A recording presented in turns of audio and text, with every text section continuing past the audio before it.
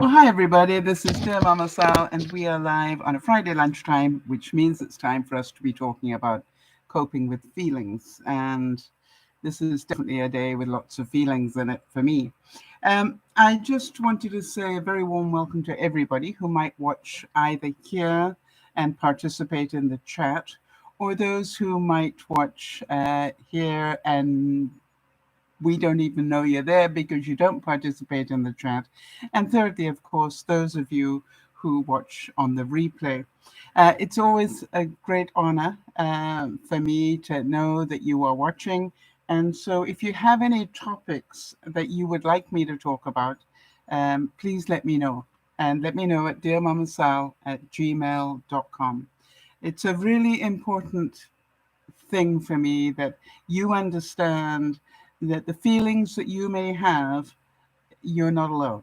And that is the whole thing about Dear Mama Sal. We're a group of people who get together 3 times a week and we keep discussing our feelings, um, on Friday lunchtime and Friday evening. We normally do a cooking thing where we learn more and more about how to cope and cook with less, because I think that's going to be a necessity in the future. And then thirdly, on a Sunday afternoon, we talk about coping with stress, and we all have lots of it in our lives. So first of all, I just wanted to say that the topic today that we will be talking about in a little while will be h- how people manipulate us and what we can do about it. And it's a pretty important topic and one that we talk about quite regularly. I wanted to also just make sure that if you are new to the broadcast, please remember to follow us on Facebook and on Twitter, because that's where we update people on news about the viewers and any other news that if I need to cancel a broadcast, it would go there and those sort of things. And lastly, of course, please remember that I am not a doctor or a psychologist or psychiatrist or a therapist. I am a human being that's lived, as you can see, quite a few years. And the information that I share would be that I either have experienced or else that I have done some research on. And, it's just understand that that is where my information is. Most of it is from experience, and the rest I spend a lot of time online researching certain topics. And also, I love to work around quotes because I think quotes normally help us understand it better. There's certain quotes that will resonate with you, and you go, "Oh yeah, I can relate to that." And that's why I like to do quotes during my broadcast, because I found that. Before I get on to the topic of today, though, I do want to just, under the section of thoughts and prayers, want to give thoughts and prayers to the family of one of my very first viewers. I mean, which would be Louisiana Laurie, otherwise known as Lolo. I heard just before the broadcast started that she had passed, and I don't mind telling you, my reaction was, "What?" Um, it was just so much of a shock to me. I'd like to thank Lauren in Tasmania, Jody in New Hampshire, and also I want to thank, I think it was Anne Marie, who also wrote to me just before I came on the broadcast. So thank you all for knowing that I would want to know and that I would want to take some time. And, one of the things that I've always said to people is we all have to deal with grief, and there is nothing that we can do to help Laurie now except be thankful that we had a chance to meet her. And for those of us who did, without any doubt, I'm sure you will, well, don't let me presume that, but tell me, what are your memories of Lolo? What are your memories? To me, I will remember above all else her stunning smile and her compassion and kindness. Um, yes, and Jody's saying, rest peacefully in heaven, dear Lolo, we love you. And so part of what we need to understand is if this was a shock to us, I am pretty certain it was a shock to the family as well. And therefore, my thoughts and prayers and my hugs and everything else go out to the family. And I will certainly be writing to them. We don't know what happened, Kimmy, and hi to you. We don't know what happened. If I can find out and if I can get permission to share that, I will obviously do that. Yes, Jodie's also saying, I remember her beautiful smile, her fierce love for her family, and her faith. Yes. And also that she struggled a great deal, right? She had a great deal of pain. She had fibromyalgia and suffered from a great deal of pain during the time that I knew her anyway. And so we will see what we can find out. And then um, Louisiana Lolo.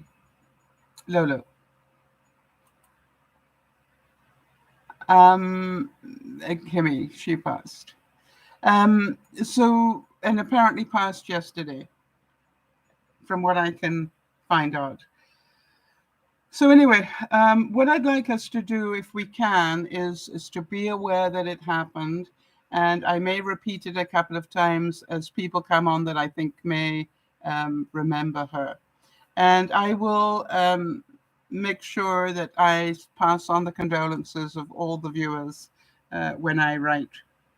Also, let's remember to keep Bernice into our thoughts and prayers because she's dealing with a very difficult situation at the moment. And I wanted to say that we've got a couple of birthdays coming up. Lauren's on the 17th. Andy in Ohio, for those of you who go back a long way as well. His is on the 18th. And then Lionel, of course, is on the 19th. So Lionel being Jodie's husband. And if you don't know who Jodie is our admin. And Lionel is her husband. So we wish them all a very happy birthday. My thanks to Lynn, you know who you are, who has fun making thumbnails for us. And I just want to make sure every week that I give her credit for doing the fun nails that we see. And the first quote that I have about manipulation is from Pele, the world-renowned football player from my generation anyway. And he said, uninformed people can be easily manipulated. I would also say that in today's day and age and with social media, that informed people can be easily manipulated as well. It just depends where you're getting your information from.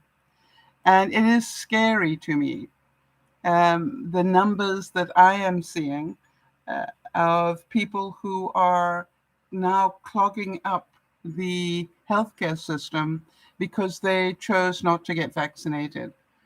And it worries me and frightens me, if I can just say this, and I have feelings of great concern because they're right, and I uphold their right that they don't, of not getting vaccinated, but their not getting vaccinated will now affect my ability to get into an ICU should I ever need it, or yours. And that is going to be the problem now. And I, from what I understand, in some of the states in the US, you are now at capacity on ICU beds, and also they are beginning to get a lot of children into ICU. And that is so very, very scary. But what I do want to just give you all a heads up about is the fact that, you may call for an ambulance and not be able to get it because they're busy transporting COVID people who didn't get vaccinated. Scary, but true. And therefore, do you have a plan B? And when I say that, I would suggest that all of you think about that. Yes, Jodie's saying, I have a friend that is struggling with COVID and there was no bed available for her. Yes, I think you said that she was outside the emergency or something area, right, on a gurney. And, that is really, really, and we're going to hear more of that as well.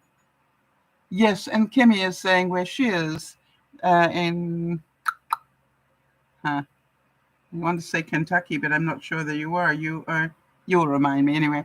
That where she is, um, the hospital where they went was full in every department. Yes. So, and it'll affect everybody, even people, trying to have babies and all those sort of things. If this Delta virus that is spreading so fast, um, continues to escalate like this, it will be almost under control. Wyoming, thank you, Jody. Yep, she is from Wyoming. Why do I not remember that? I have to link Kimmy and Y together. Then I will. Yep. Um, so, be aware and be prepared and not scared and have a plan B. In other words, if you needed to get to the hospital in a hurry, who would you call to take you? All right. And I think that is the important thing because an ambulance might not be available. Very, very important. Oh, the interesting, Kimmy's saying the hospital they went to was in Utah.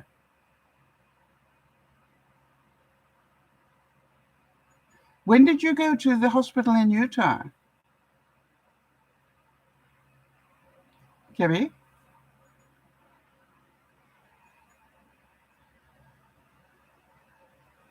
I wasn't aware that you had gone to hospital in Utah. Anyway, scary stuff. So be aware. Um,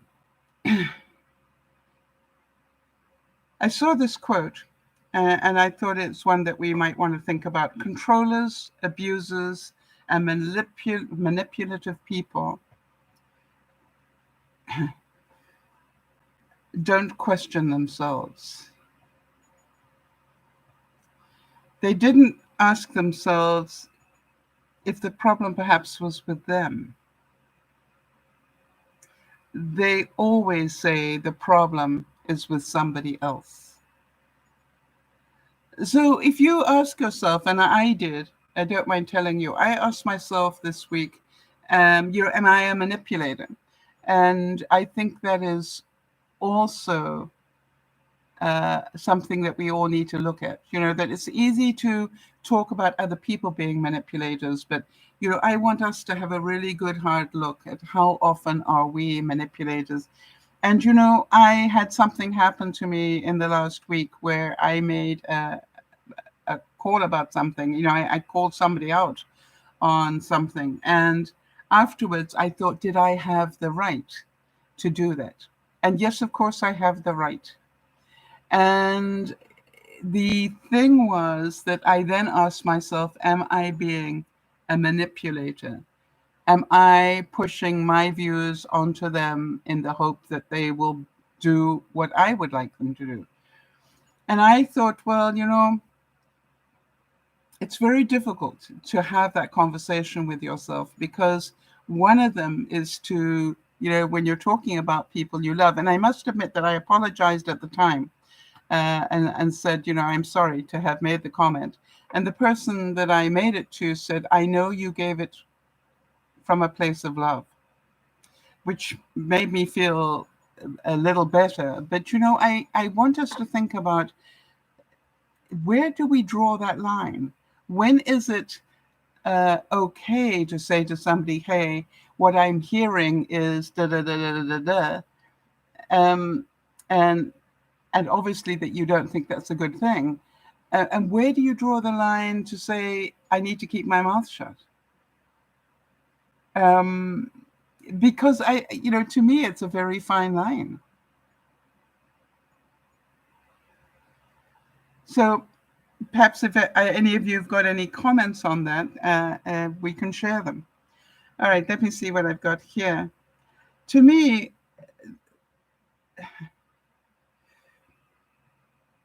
all right, how about this one? It says, if I could make you understand the truth, it would be this. Someone who manipulates your feelings through guilt isn't loving you. That's an attempt to control you. And that has nothing to do with love. So, as parents, have you all manipulated people? As friends, have you manipulated people? And again, fine line. I I keep hoping that I will learn where the fine line is that I can and cannot cross, or should and should not cross. But it is difficult, isn't it? And so for me, this is about, let us be more aware of our role in this as well. So, um,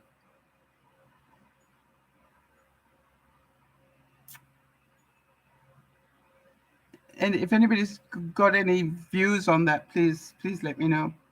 So the question is, how do I know if I'm being manipulated? Because that's the easier thing to see. And I want us to be aware that there are certain feelings that you get when you're being manipulated. And quite honestly, to my mind, it is the easiest thing to know. How do you know if you're being manipulated?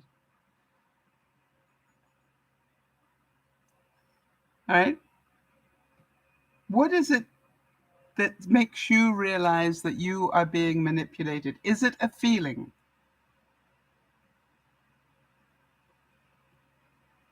And if it is, what does it feel like? Yes, Jody's saying it's an uncomfortable feeling. And I will get to it in a second, but normally you get a feeling of what? Um, I get a feeling of being less than. Suddenly I'm feeling diminished in some way, or I'm feeling guilty. It's like suddenly I'm listening to something, and what I hear makes me, and I know I make myself feel guilty. That's not something that somebody else does, but the words that are coming at me give me a feeling of guilt or shame, and is a big red flag for me when I start to feel that. Yes, Jody's saying when I feel used, she's pretty sure she's being manipulated. So we all get it, all right? We all have it happen.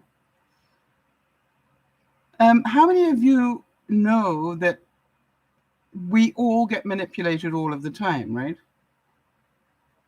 It's an equal opportunity thing, um, and when we understand that, we can get more and more aware of it.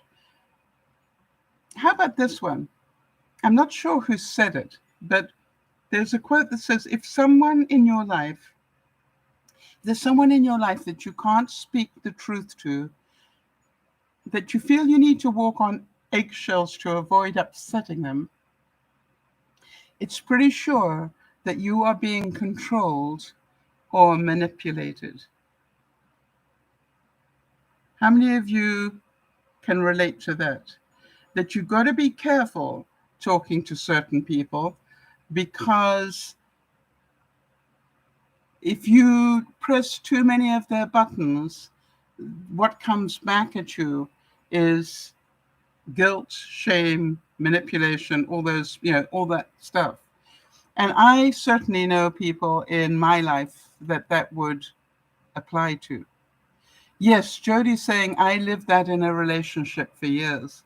Yeah, and the strange thing is that if you've lived it, and I know Kimmy has experience of this as well, but if you have lived it, you are well aware of how it feels.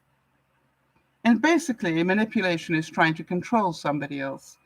So the question is, Jody, in your life today, do you think that you sometimes try to manipulate Lionel? And if so, what would it sound like? Because I think we need to give some examples of this. And as I said, I'm beginning to query now, is every time that I make a judgment call, which human nature says that I will do now and then, is that a manipulation? Is it that you're not doing it the way that I would like, a manipulation? Maybe. But what I think is, if we do it occasionally, perhaps that is just human nature. But if we do it a lot, then that's a whole nother thing. How many of you know that you have huge manipulation going on within your families and your family dynamic? How many of you have experienced the silent treatment, where you talk to somebody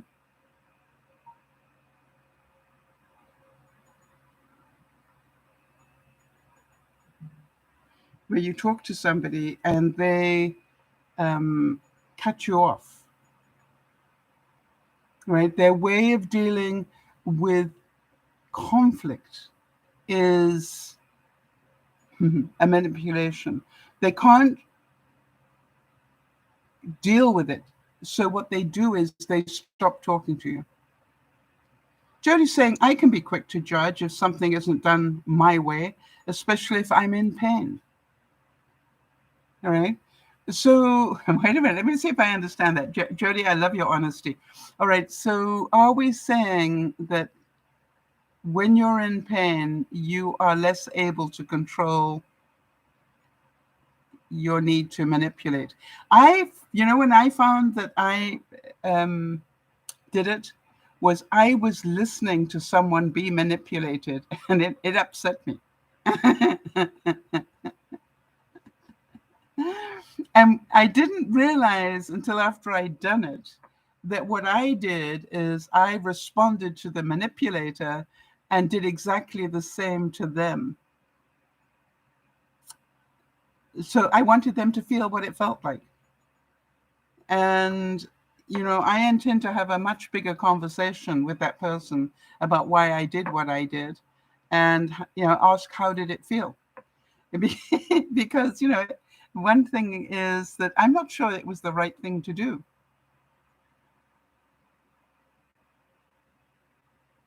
Right. So Jody's saying everything goes haywire with my sensibilities when I hit a level of 8+ in pain.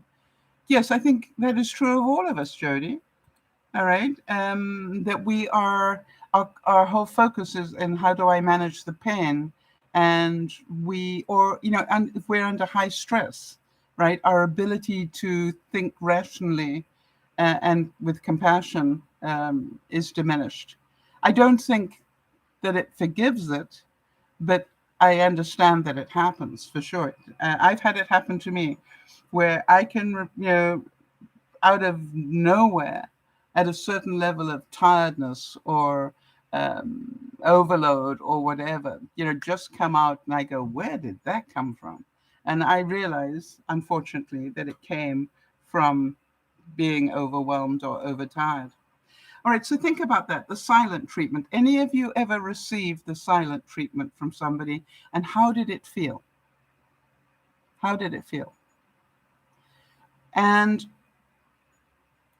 again, turn the mirror and go, have you ever given the silent treatment to somebody else? I haven't done it in a while, but yes, I have. Now, that's good stuff, Jody. Jody is saying, when I get snappy now, I take stock of what's going on. And so it's your own personal red flag, right? If you start getting snappy, then you know that it's time for you to turn the mirror and go, what's going on here? When you start to punish other people for what's going on inside, that's a very good. I think that's emotionally intelligent, Jody. And I understand how it happens, and I think it's great. All right, so Jody's saying, I don't do the silent treatment thing too much. I'm more the talk until I'm blue type. Yes. And by the way, I have discovered, as you may have done, that men hate that. It's just like, make your point and shut up. But no, we got to go on and on and on and on and on and on and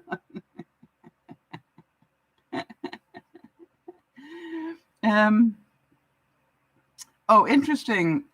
Kim is saying, I get the silent treatment if people don't want to explain anything to me. Yes, so you ask them to explain something that they've said or done, and then they just clam up on you. Yeah, I find that, yeah, I've done that actually, Kimmy. I've backed somebody into a corner and then asked them the question I was pretty sure they wouldn't like very much. And the only thing they can do is shut up at that point. Yes, when you get treated badly, right? And but the main thing is if you can do that, that does shut them up, then basically you have done the work to protect yourself. So I'm aware of how that works. How many of you have been manipulated at work? How many of you been manipulated by customers? How many of you have been a customer and been manipulated? So it happens to us all the time. I find it very frustrating when somebody is trying to sell you something, especially over the phone, and you say, thank you for the call, but no. And then they try and manipulate you. And I go, what was it about the word no that you had a problem with? And then, have you heard what they do? They say something like, well, this is the deal that will save you a lot of money. Who doesn't want to save money? Hear the guilt trip? You've got to be stupid if you don't want to save money.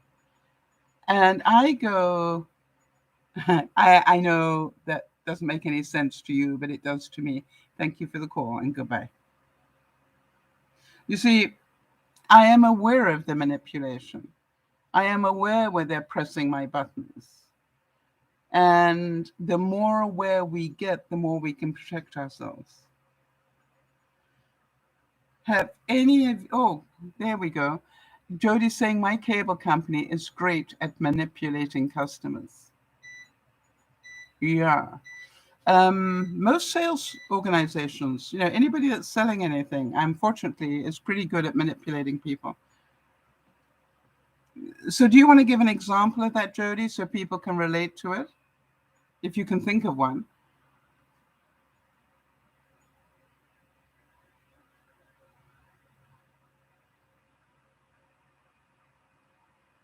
I'm busy. I'm busy negotiating at the moment with a company where I ordered a product, and they sent me a very cheap thing instead I don't know whether it was by accident.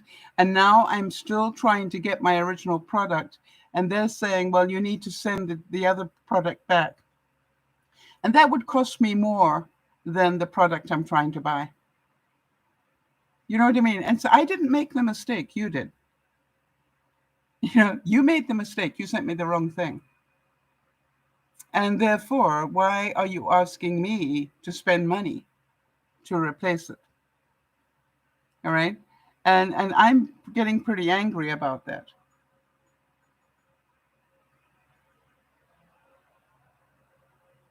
How about this one? When somebody wants you to give up something, time, a personal possession, autonomy, power, or anything else, for their benefit, it is manipulation. When somebody wants you to give up something. How many of you know that as we go into the next presidential half-term thing, there's going to be a lot of manipulation on both sides? Scary, but we know it's coming, right? We are aware. I heard, to my horror, yesterday, I think, that there was, for those of you who've heard of QAnon, there was one member of QAnon who just killed his children because of what QAnon teaches. I don't know about you, but that is pretty scary stuff going on when we have that groundswell of people, and it's gaining ground, and they're just, believe that it's a good idea to kill their children. Uh, you know, I mean, scary, scary stuff. If someone is trying to manipulate you, you are feeling one of the following things. You're either feeling fear, obligation, or guilt.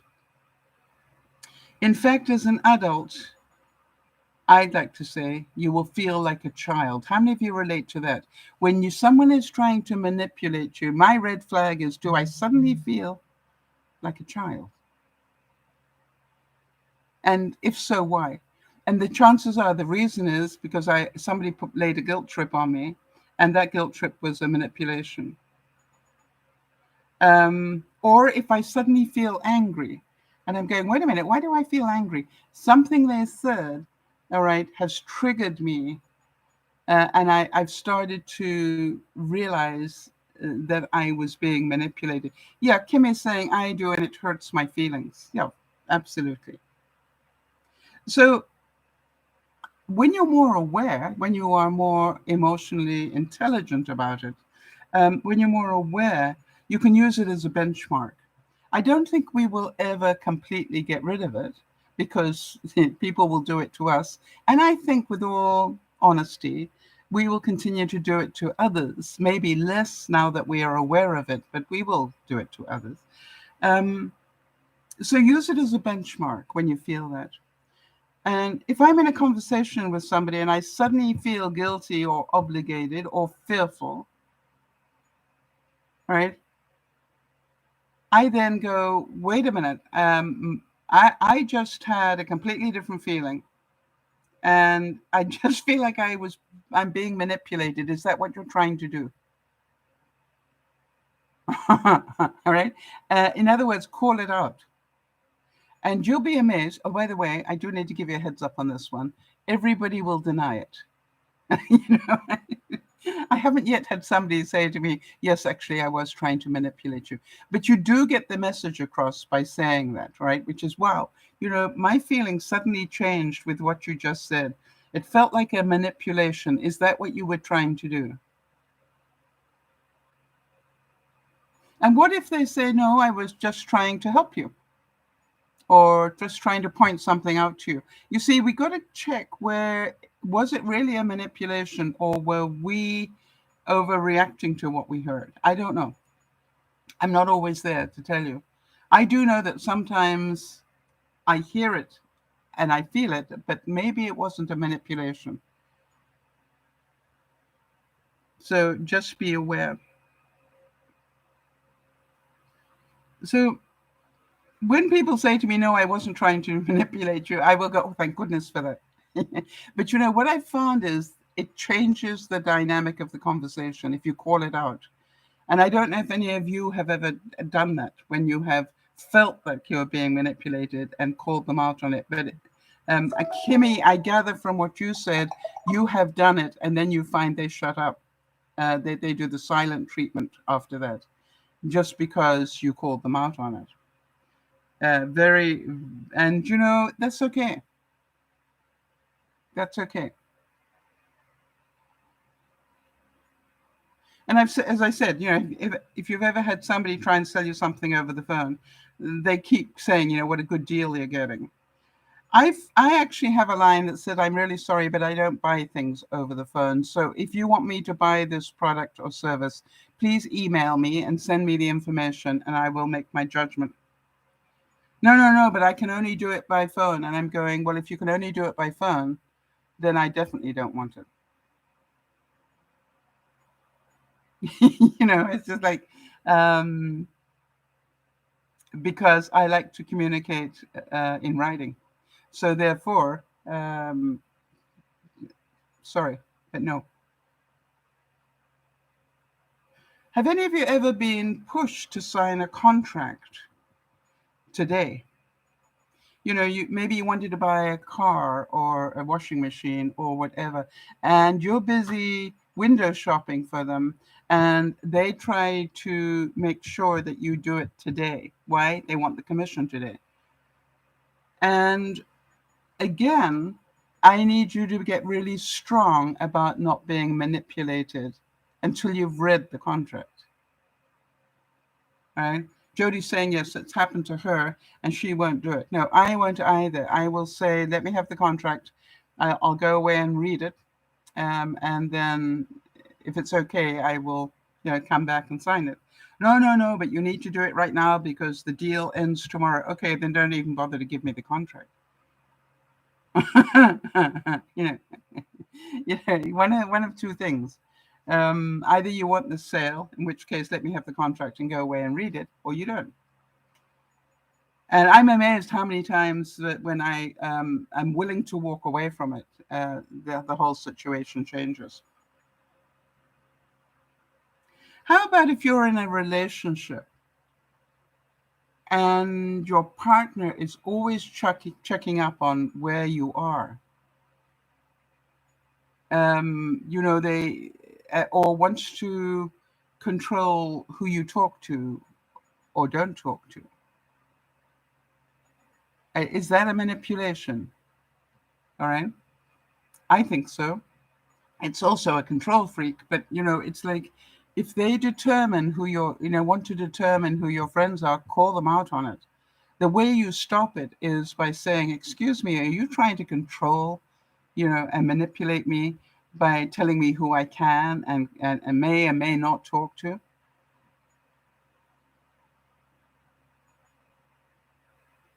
All right, and Jody's saying about the contract thing, she's saying, that's a binding document. Yeah, they think I'm signing that without reading every word.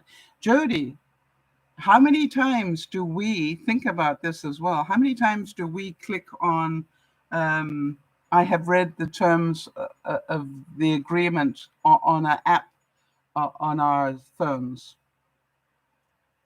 Think about that. How many times do we do that where it says, having this app, we have the following terms of agreement, and if you agree, press OK. Yeah, we do it all the time, right? I'm not the only one. Sometimes I go, I don't know what I just clicked yes for to, and I'm not very happy about it. But I know I can justify it because I want that app in a hurry. But it's like, really, sometimes I wonder. Right, Jody's saying she was in a controlled relationship.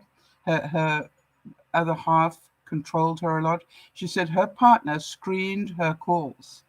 Anybody is screening your calls, you know that you are being controlled and manipulated, and that is not healthy.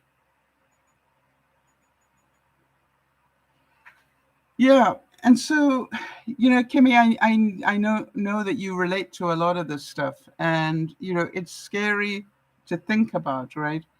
Um, and you're saying that sometimes you click on stuff just because the way that it's written is hard to understand, right? They're using language that is not easy to understand for a lot of people. And one of the things that I know that they're trying to do is to make the legal side more customer friendly. All right. In other words, that they do it in English, not in legalese, in the gobbledygook that people don't understand. And it's amazing, some of the things they have in those documents, quite honestly. And I agree with you. They're not written so that the average person can understand them. That's the whole point. And boy, if you ever query anything on it, it's amazing how people react to that. I've done it a number of times. I've actually refused to sign certain paragraphs. I've literally crossed it out and initialed it. And the person in the writing the contract said, you can't do that. I said, oh yes I can. Oh yes I can. I agree to everything else here, but that one, no, I don't agree to. Well, if you don't agree to it, then we can't do the deal. Fine, no problem. It's just like your choice, not mine.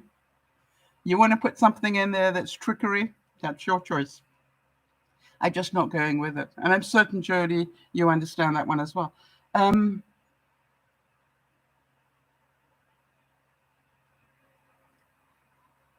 right, hang on a second. Kimmy's saying, if you see messages by chance and get upset, then ask the person to stop. Is that manipulation? The message was about you?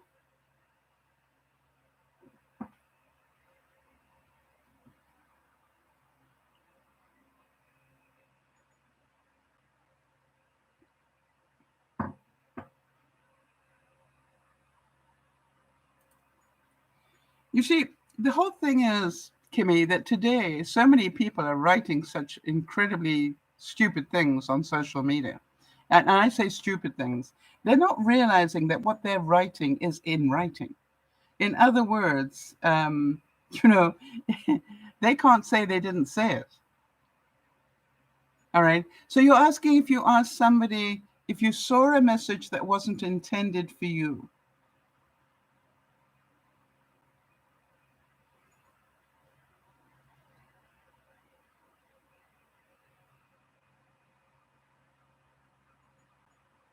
Okay, so hang on a second. If you see a message by chance and get upset and ask the person to stop, is it? No, it is a message from people this person doesn't know. Oh, so you're talking about trolls? And you ask a troll to stop? Is that manipulation? No, I think that is protecting a boundary.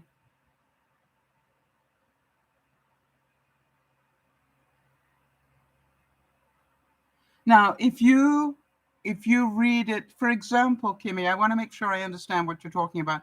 If you read a message about me and asked them to stop, yeah, is that manipulation? No, but it's a waste of breath. From my experience, is trolls very rarely will stop what they're doing. The only way you stop a troll is to block them. So I would say I have seen so much go on with people trying to shut up the trolls. And quite honestly, I just shake my head and go, do they really think the troll cares? The trolls don't care if they hurt you. Trolls don't care if they hurt your friends, right? That's where they get their jollies from. Oh, you told the person that's getting their messages to stop reading their messages. You know, are you manipulating the person by telling them not to read the messages? Thanks, Kimmy. I understand what you're saying now. I think, again, that's one of those gray areas, right? What you're doing is you're educating them and saying, hey, don't feed the trolls, is what you're trying to say, Kimmy, right? Don't give them the satisfaction of replying, because that's where they get happy. Just ignore them. So that, I think, is trying to educate somebody. So I don't think that's a manipulation. I think that's you sharing your knowledge. Yep. So no, I don't think that's a manipulation. How about this one? If you're dealing with an insecure person, they avoid any conflict with you because they cannot handle conflict. To them, you being angry means that they might lose you. And they pretend that things are acceptable to them when they are not. How many of you can feel that, where you're going, a normal person would react to this and they're not reacting? They're just going with the flow, and I don't think they really mean it. You see, in a way, is that a manipulation? Are they telling the lie, if you like, rather than be truthful and be in a heated discussion? And again, I want to talk about this quite a bit because, you know, as we go back into the next political cycle, if you like, we're going to hear so much that is not true. And we're going to believe what we want to believe, all right, on both sides, all right? You're going to believe what you want to believe. And so it's going to be difficult. So the trick is understand that not everybody's going to agree with you, and understand that's okay. Now then, have you ever been in this situation where somebody says to you, well, if I get sick, it's your fault? Or, if you leave me, I'll commit suicide? Or, I wonder if anybody ever heard, if you love me, then you will have sex with me. You know, all manipulations. So how do you answer it when somebody says to you, you know, if you leave me, I'll get sick. Or if I get sick, it's your fault. No. If you get sick, go to the doctor. It's not my fault. if if you can't cope with my not being around, that is not on me, that is on you. That's a coping skill that you're lacking. All right. And how many times did I hear this one? I've heard it from so many men where women said to them, if you leave me, I will commit suicide. And, you know, my question always is, how did you answer that? And I would say, you know, the answer is, I'm sorry to hear that. I suggest you get some help. I can remember my mom manipulating me when I first said that I was going to Canada to get married. And the way she did it was to get sick. She started to suddenly have angina attacks. And, you know, sometimes that happens, right? They don't do it verbally, they do it physically. And I want to tell you that on the second time we were rushing to hospital, I had to say to her in the ambulance, and I did, Mom, please stop doing this. I don't know if you understand that you're doing this, but you are trying to manipulate me into staying. And I am not, I'm going to Canada. And I know the guys in the ambulance were just rolling their eyes at me. And I said to one of them privately afterwards, I have to make sure she understands it's not going to stop me. I'm still going. All right. So Kimmy's saying my mom did that too. Yes. All right. And Jody's saying my grandmother did it frequently. Yeah. Any examples that people can relate to? Let me know.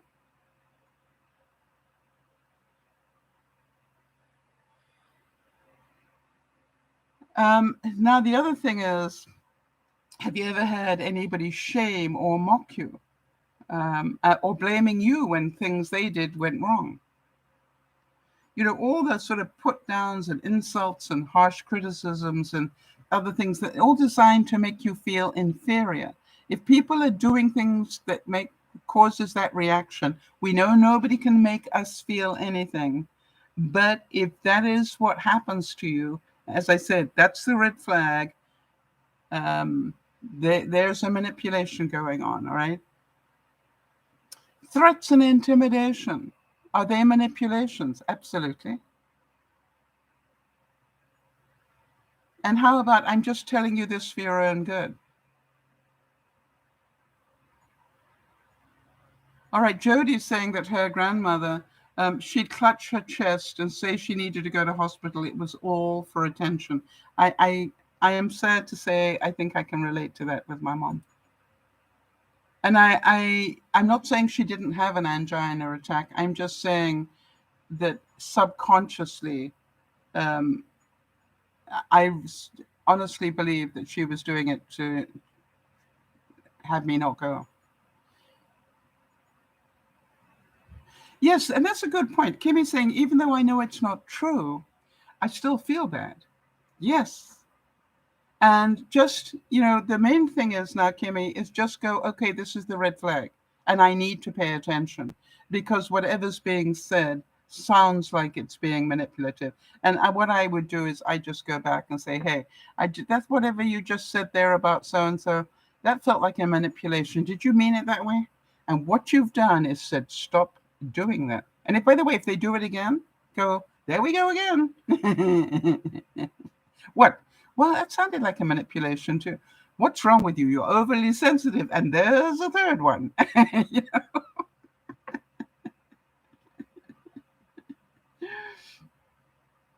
know?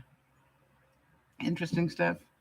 And how about, oh, I was just joking. How many of you, I call that out every time. When people say something to hurt me and I call them on it, and then they say, oh, Sal, I was just joking. Can't you take a joke? I say, yeah, actually, I can take a good joke, but I cannot take it when people intentionally hurt me and then cover it up by saying I was just joking. That I don't find very funny because it's a lie. And again, how many of you have had that one? You're just too sensitive. Yeah. And normally that comes up as a manipulation if somebody has hurt you and you react to it. Maybe you start to cry or maybe you call them on it and they go, oh, you're just too sensitive. No, I'm not. When I get hurt, I react. And I've got a feeling that what you said, you meant to hurt me. Is that true? They'll deny it, but you still made the point. Right, so the trick is to actually express your anger or hurt in a calm, polite way. For example, I've asked you not to shout at me. When you don't respect that request, I feel angry and upset. Yes, Kimmy is going, I get hurt when they call me horrible names. I get hurt when they call me anything, when they label me anything. But you know something? That was the discussion we had last Friday, Kimmy. I don't know if you remember that or if you heard that one. But the Friday lunchtime last week, we talked about people labeling us and calling us horrible names is labeling. And when people do that, that's why last week I was telling people, how do you stop people calling you names like that? And the way you do it is to actually stop them and say, I just heard you call me XYZ, and I would ask you not to do that. Because that is labeling me, and I don't appreciate that. If they continue to do it, you just say, you know something, I've tried to have a polite conversation. You are continuing to use nasty words. I need to stop this conversation now. Please feel free to get back to me when you can keep control. That's, and I don't, what I say to people is, I actually ask people if they're in that sort of trigger, please write to me. Why? Because when they write to me, I can get the essence of what they're trying to tell me.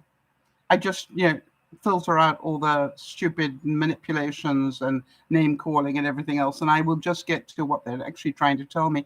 And then I use that technique we talked about in nonviolent communication, right?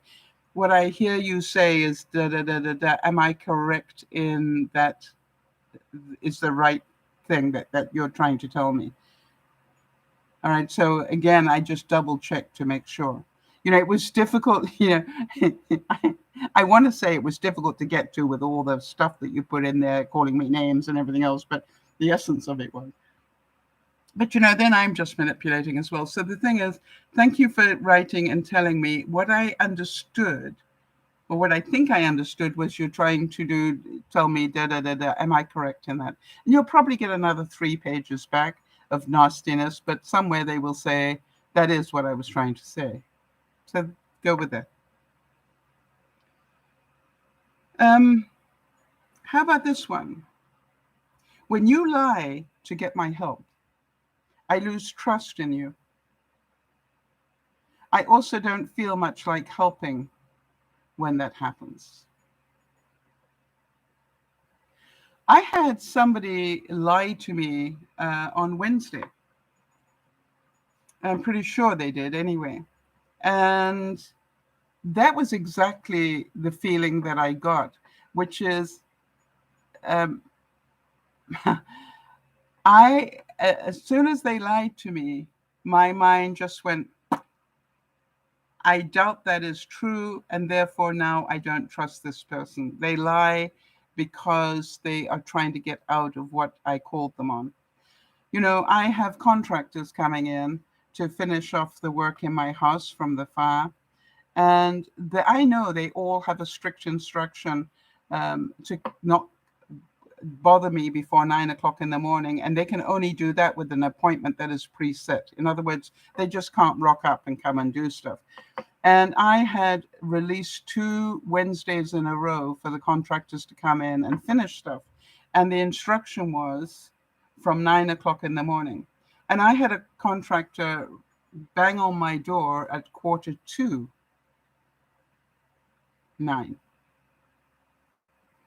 And when I called him on it, I said, "Weren't you told to be here at 9?" "Oh, no, actually, they originally told me to be here at 7." I said, "I doubt it.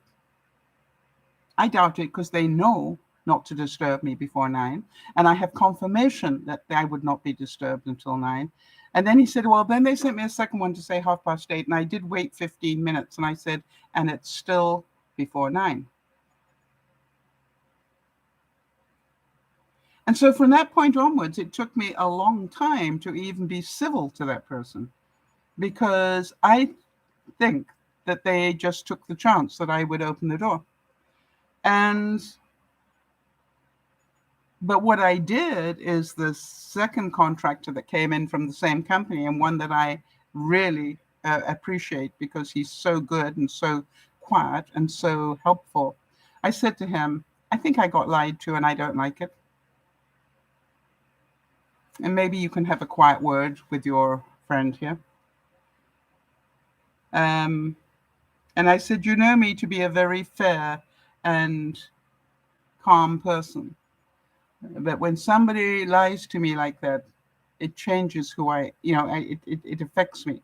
I started to say it changes who I am. I change who I am when somebody lies to me." So, how many of you are going to be more aware of being manipulated, and how many of you are going to be more aware of manipulating somebody else? And I think here's the other thing I wanted to say, that if you feel that you said something that they might have perceived as manipulation, all right? In other words, the situation that I had, which is I heard something and I really didn't like what I heard, and you know me, I'll say it like it is, and I queried it. And now it's a case of I need to have a bigger conversation about this, because I want to find out, did they feel exactly what I hoped they would feel? Because if they did, then they know why I called them out on it. And that was the whole thing. And I'm going to say, I will do everything in my power not to do that to you again. But if I hear you doing it to somebody else, expect to get it back. Because you've got to, you need to be reminded. So Jody's saying, "I appreciate the reminder for the awareness." Yes, it's difficult. And as I said, where is it stuff that we just need to leave alone, or where is it stuff? I mean, it's a difficult call. And I think it's one we all have to decide. Oh, I have good news. Feelings of great joy. Some of you know that both Doug and I, Doug being my adopted son, he adopted me many, many years ago. It's his birthday on the 25th, and I've got mine coming up on the 30th. And we always celebrate our birthdays together, one day somewhere between the two, whatever suits us. And he's coming on Friday the 27th, I think. And what I wanted to just give everybody a heads up on is I have decided, because I see him so infrequently, that I am not going to do a broadcast on that Friday, either broadcast, so that I've got time to be with him and concentrate on the stuff he wants to do to help me, and that we can have time to chat through the evening as well. So I just wanted to give a heads up that on Friday the 27th, no broadcasts. And the other thing that gave me great joy is that my friend Marnie invited me to go camping with her. Now, that to me is the greatest idea, and I was thinking, how loving is that? She knows I love to do that, and she knows that I don't have my trailer anymore. And so she said somewhere in September, we'll go off camping for a weekend. And I just, to me, it's something to look forward to. So again, let me ask you all, now that we are um, out of the one phase of the pandemic, and before we get too far into the next phase, how many of you are planning a vacation of some sort, even if it's just a day or two away? And I really would recommend it if it is possible for you to do it. All right. Just get even a night away. Hi, Jan. Jan's asking me if I'm going to be 39 again. Yeah, don't I wish. Um, hmm, what am I going to be? I think I'm going to be 73.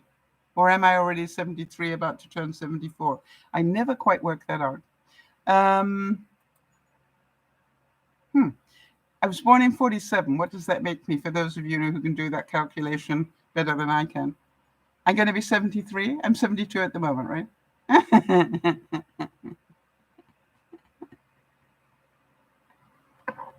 Oh, that's awesome. Kimmy's saying her daughter got a truck tent and said, if I can go, then I can sleep in my car. The seats fold down. Yes, I've done that before now. The seats in my Jeep fold down flat at the back.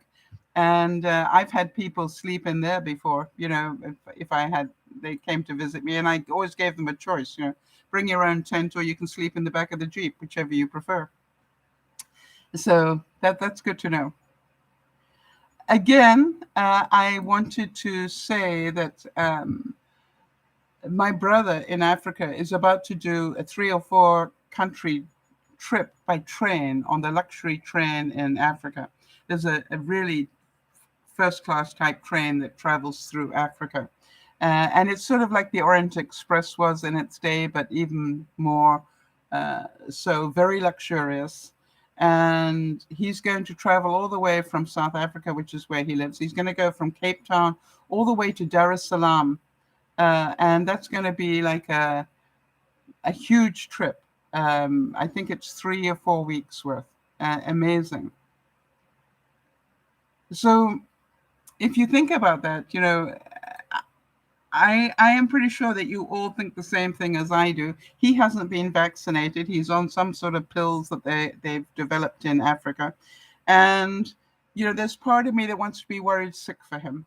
There's another part of me that goes, that is a total waste of my time and effort. And if he's not concerned, why would I be?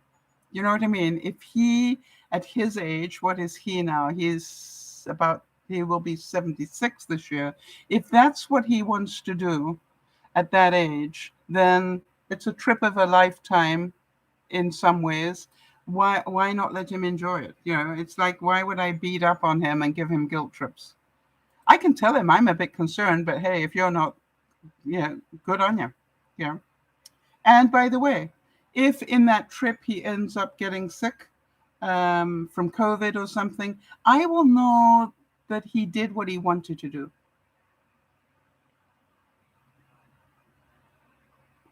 And he has put this trip off, to my knowledge, about 3 times because of COVID. So he's going to go. How many of you remember the story about my making something for my neighbor's daughter? It was her birthday this week, and I got the name spelled wrong twice. The third time I got it right. And, I wondered when I was making a topper for her cake. And, about the third time after I, turned the air blue a few times, I wondered, was it really worth it? Was it worth it to spend all that time doing that? And then I spent more time making a personalized card. Well, what I found out during her birthday party was that she has never thrown a card away in her life. Can you believe that? She has kept every single card, and therefore I'm pretty sure she'll also keep the cake topper that she has ever received in her life. And I went, then it was well worth the time. Kimmy's saying that the truck has the tent on top. It's not that the truck opens up and becomes a tent, that you actually climb a ladder and the tent is on top. And Jody's saying, I wouldn't want to climb that ladder either. Yes. Right. So, how many of you are going? Yes, Jodie's saying about the cards. Now, it's incredible memories to look back on. I wonder. I haven't asked her, but maybe I will. Do you keep them in a scrapbook, or how do you keep them? No, she doesn't. Now that I think about it, I did ask that question, and she said they're all over the place. Yeah, she'll open up a drawer and there's another memory. So, I would agree that some of us would keep them all in one place together, but that's not it. I I keep some cards, don't you? I've got one that Marnie gave me that really made me smile. Hang on a second. If I can see it quickly, I'll get it. Hold on.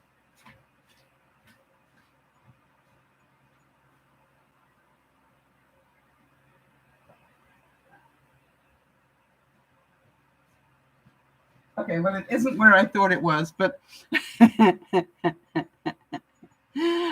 when I find it, I will talk about it, right? All right, so Jen's saying, I scrapbook my memories. Great therapy, too. Jody's saying, we keep cards, too, birthday and Christmas. Yeah. You see, some people do. Now, funny enough, I was talking to the um, her sister's husband, and he's saying I throw them all away. I mean, as fast as I get them, I throw them away. So you're going, yeah, different people do different things, right? So why do you keep them? You keep them because of the memory, right? And that is, and did they bring you joy? And what is it? Mary Kondo says, if it brings you joy, keep it. But keep it, for those of you who keep it in scrapbooks, it's a clever way to keep it, right? And my question is, how often do you look at them? All right. So, but my attitude is, if it brings you joy, that is your business, not somebody else's. Did any of you have any feelings of achievement this week?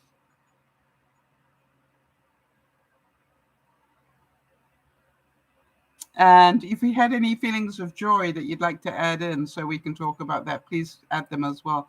I'm going to just tell you one of my achievements this week while you're typing. As you probably know, we've got another heat wave at the moment, and it's hot. um, yeah, it got close to 100 degrees yesterday. And, we're not used to that in this part of Canada. But what I've got up here, as some of you know, is a skylight. Hang on a second. And I do this without dropping everything, maybe. See it? There's the skylight. So, and what I knew, because I could see it, was the skylight had a blind on it. And for all the time I've lived here, I couldn't work out how do you pull that blind because it's so high up. And then I was talking to somebody else this week. And, while I was talking about it, I said, what I think I need to do is to get a hook tied onto the bottom of a broom or a brush, whatever you call it, broom, and then use that to do it. And somebody said, or climb a ladder. And I said, no, I don't think at my age that climbing a ladder is a good idea because that would be quite high up. And so what I did was I did that. Hang on a second.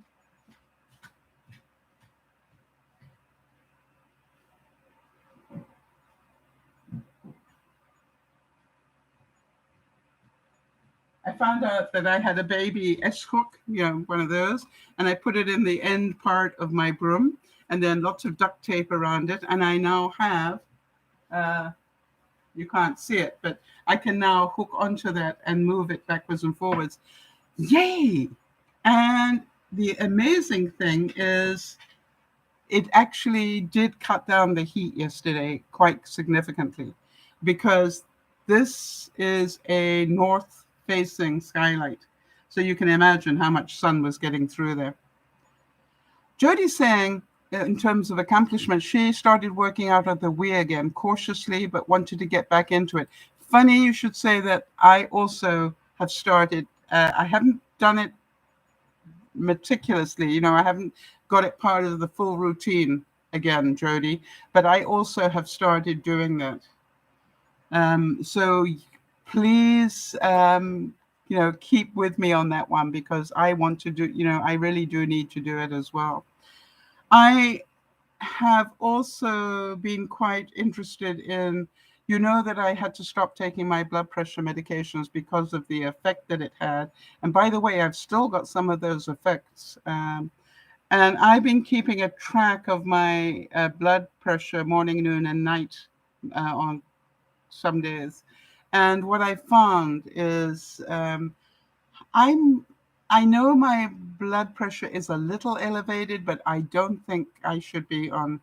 I know I'm not a doctor, but I'm really going to have a serious talk to my doctor whether I really need to be on blood pressure medication, or whether I just need to do a better job of resting, to keep it down.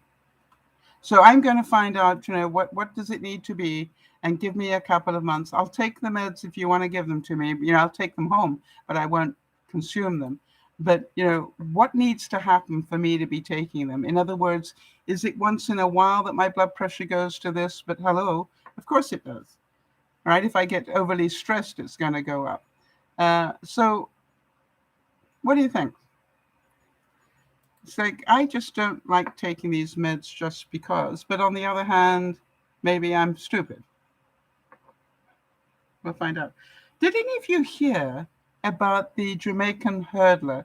Don't know if you saw him, the guy that won the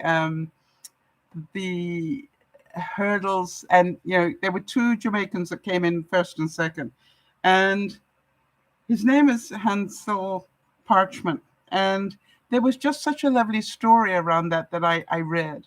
Apparently, when he went to go and compete that day, he took the wrong bus and ended up where they were doing the cycling instead of where he was meant to be, which was doing the arena in which they were doing the hurdles.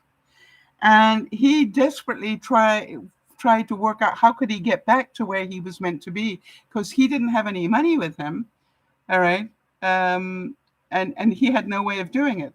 And he was talking to one of the volunteers, Japanese volunteers, about what had happened. And she said, you need to get back to this particular arena for your event. And he said, how do I do that? I don't have any money.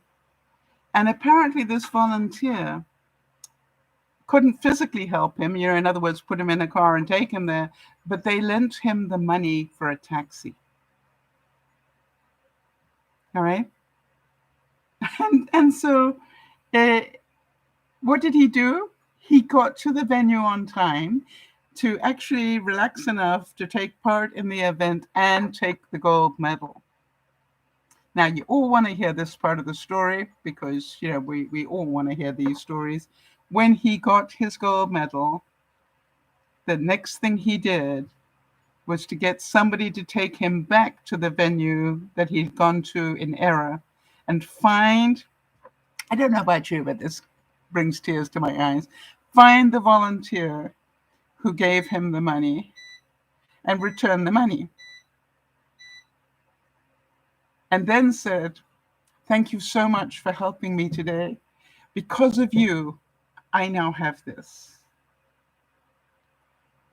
And how many people do you know that would never have taken the time to do that? And by the way, the Jamaican government liked what she did so much that they have sent her an invitation to Jamaica as a thank you for helping our participant win gold. I don't know about you, but when I hear stories like that, that warms my heart. It's like there is good in the world.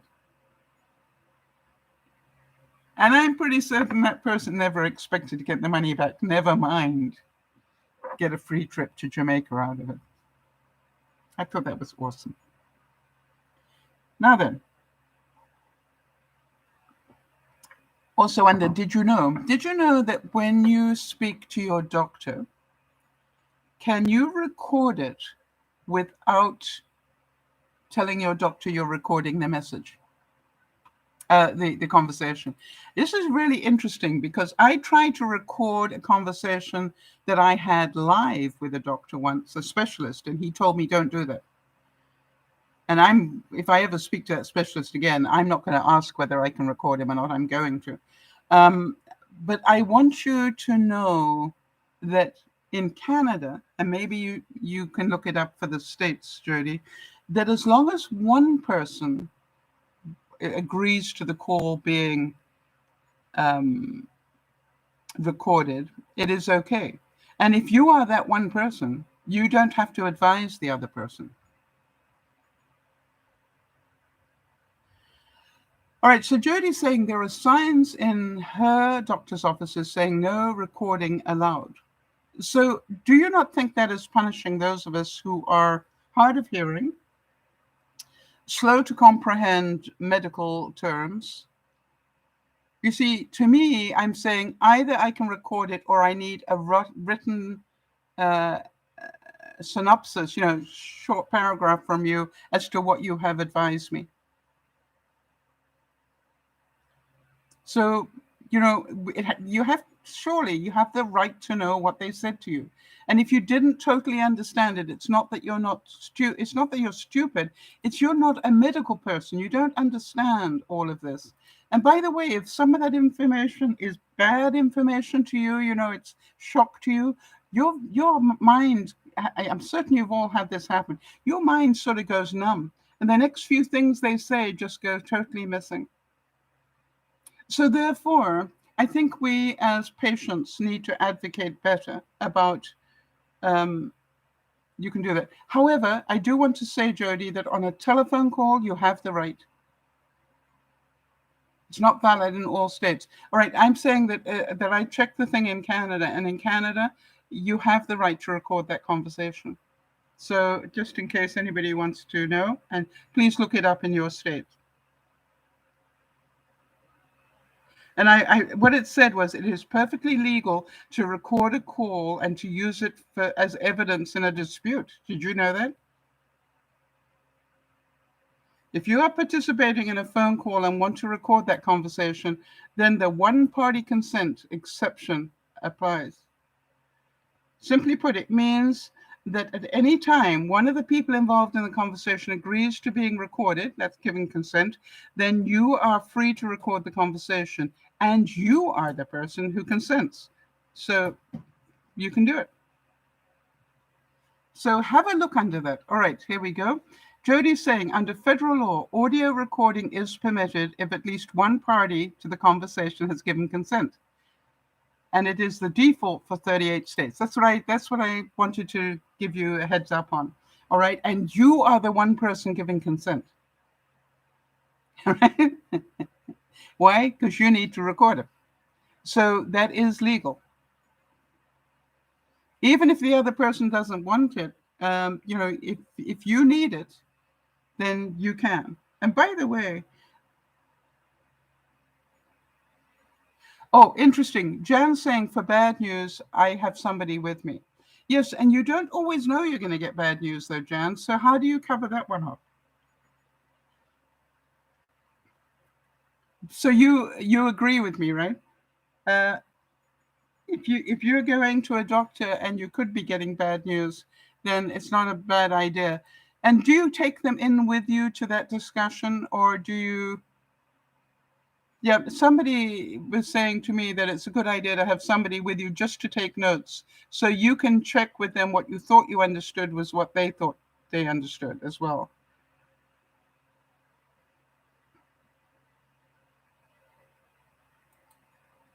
And you know what I love about doing Dear Mama Sal is just these things come up and I'm going, I wonder.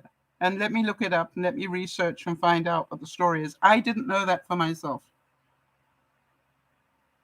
All right, so Jan's saying anytime she has any medical appointment, which is either pre-op or post-op, she takes somebody with her. Good for you. Good, because then you know what you're doing. But I think that we quite honestly should have the right to get it in writing. And Jen's saying at my age, it's really good news. Yeah. Now then, here's my question for you this week, which is, do you know why French sailors have a pom-pom on the top of their hats? You've probably all seen them. They wear berets and they've got pom-poms on top of them. Now, do you know why? Because yet again, guess what?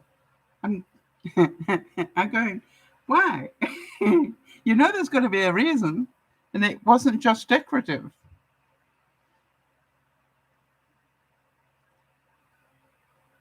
Anybody guess it?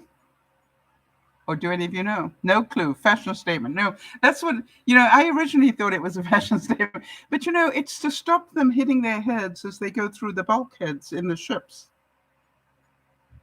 Now, does that make more sense? When they hit the pom-pom and it absorbs they don't end up hitting their heads. They hit the pom-pom. So I thought that was quite clever. Makes sense, right? When you think about it, you go, that's quite smart. Why didn't I think of that? I said that to myself. Why didn't I work that one out? Well, I didn't. And therefore, if I didn't, then maybe some of my viewers didn't either. So here we go with some stuff. I wanted to ask you, how many of you will watch the Paralympics this year? And the reason I'm asking that is, because an awful lot of us watch the Olympics. And some of us, we won't mention any names, stayed up half the night for a lot of nights just to watch certain events. But, I was thinking that if any of you are feeling a little bit less than, a little bit down, a little bit depressed, a little bit stressed or whatever, it would be a really good idea for you to watch some of the Paralympics. Because I have found, and I've watched them in the past, and, I found that whenever I watch them, I am watching people do things with less limbs and less, yes, very inspirational. I agree, Jody. When I watch that, I cannot come away feeling sorry for myself. I go, my gosh, they had every excuse not to do something, and they not only did it, but they worked a lifetime to become a Paralympic athlete, and then won gold. Yeah, that's pretty inspiring. And I found out, for those of you who'd like to watch it, I believe that NBC, NBCSN, and the Olympic Channel, if you happen to have that, plan to broadcast more than 1,200 hours of programming, according to the International Paralympic Committee. Yeah, talk about no excuses. Exactly. Even if they're in pain, Jody, they're not going to use that as the excuse. So, it's just like, it is amazing what they do. And with and I just literally, when I look at it, I go, yeah, I think I need to go for a walk now.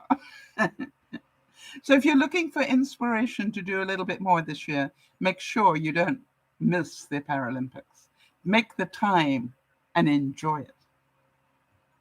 And then, by the way, feel free to come back and let me know which ones inspired you the most, because I think that's always good fun to see. It will also, by the way, be covered on some of the streaming services, which I don't think they've had before. And oh yes, Jody's saying, I think I'll do an hour on the Wii. Yes, yeah, that's right. It'll inspire you to do a little bit more. But Jody, you're doing great anyway.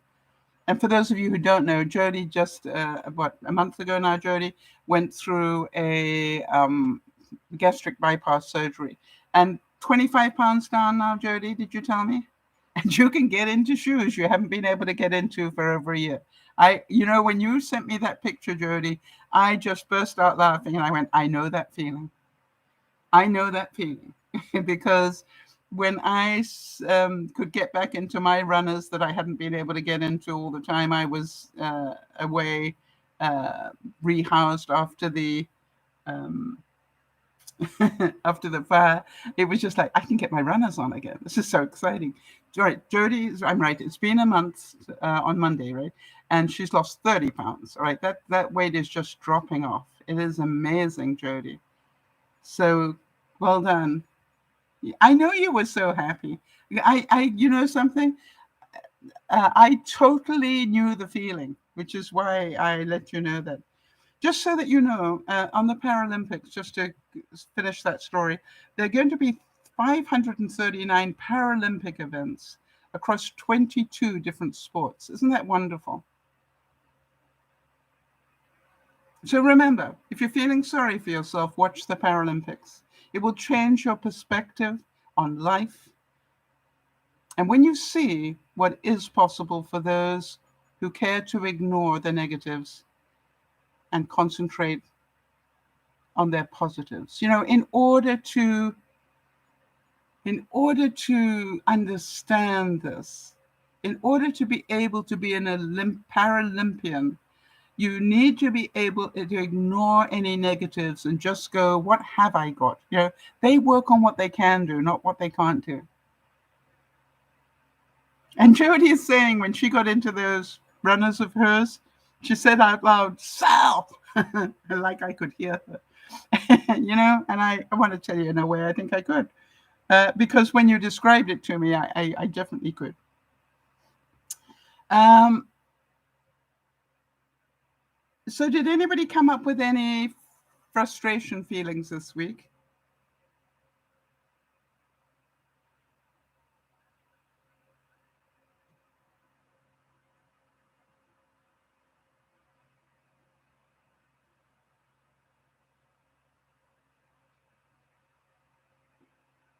Yeah, I think it's wonderful when we can see how excited Jody is going to be. Obviously, she's going to be changing her wardrobe a couple of times in the next year. Each season she probably will need a new set of clothes. Clothes. Oh, gee, how sad is that? Um,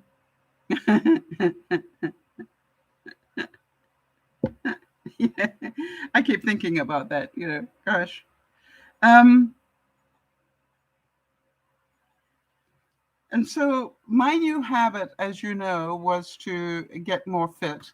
The good news is I am still way ahead of where I was a year ago in terms of how much exercise I'm getting.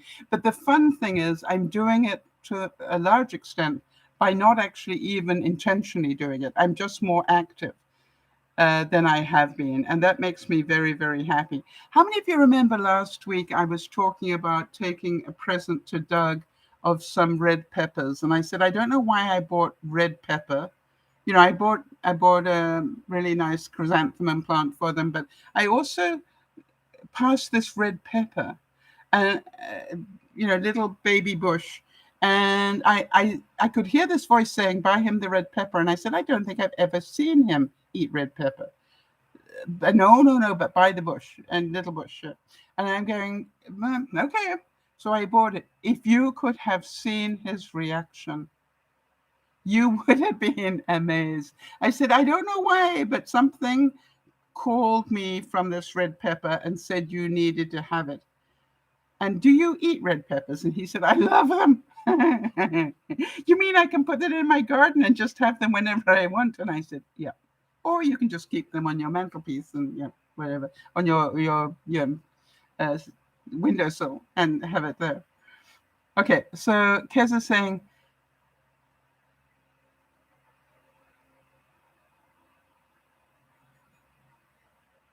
all right, so Kez is saying, I saw on Fathering Autism's channel that they use an app called Abridge, Abridge,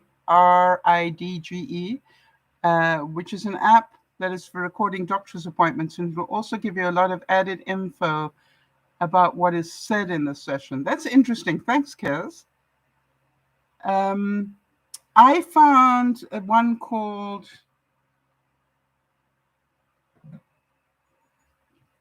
I want to say Connect, but it wasn't Connect. Hold on a second. I've got to see it. When I see it, I will know that that's what it is.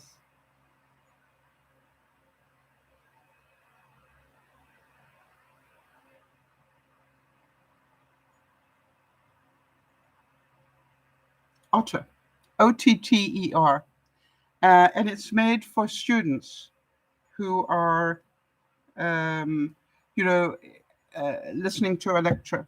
And what it does, it automatically transcribes it. It's really useful.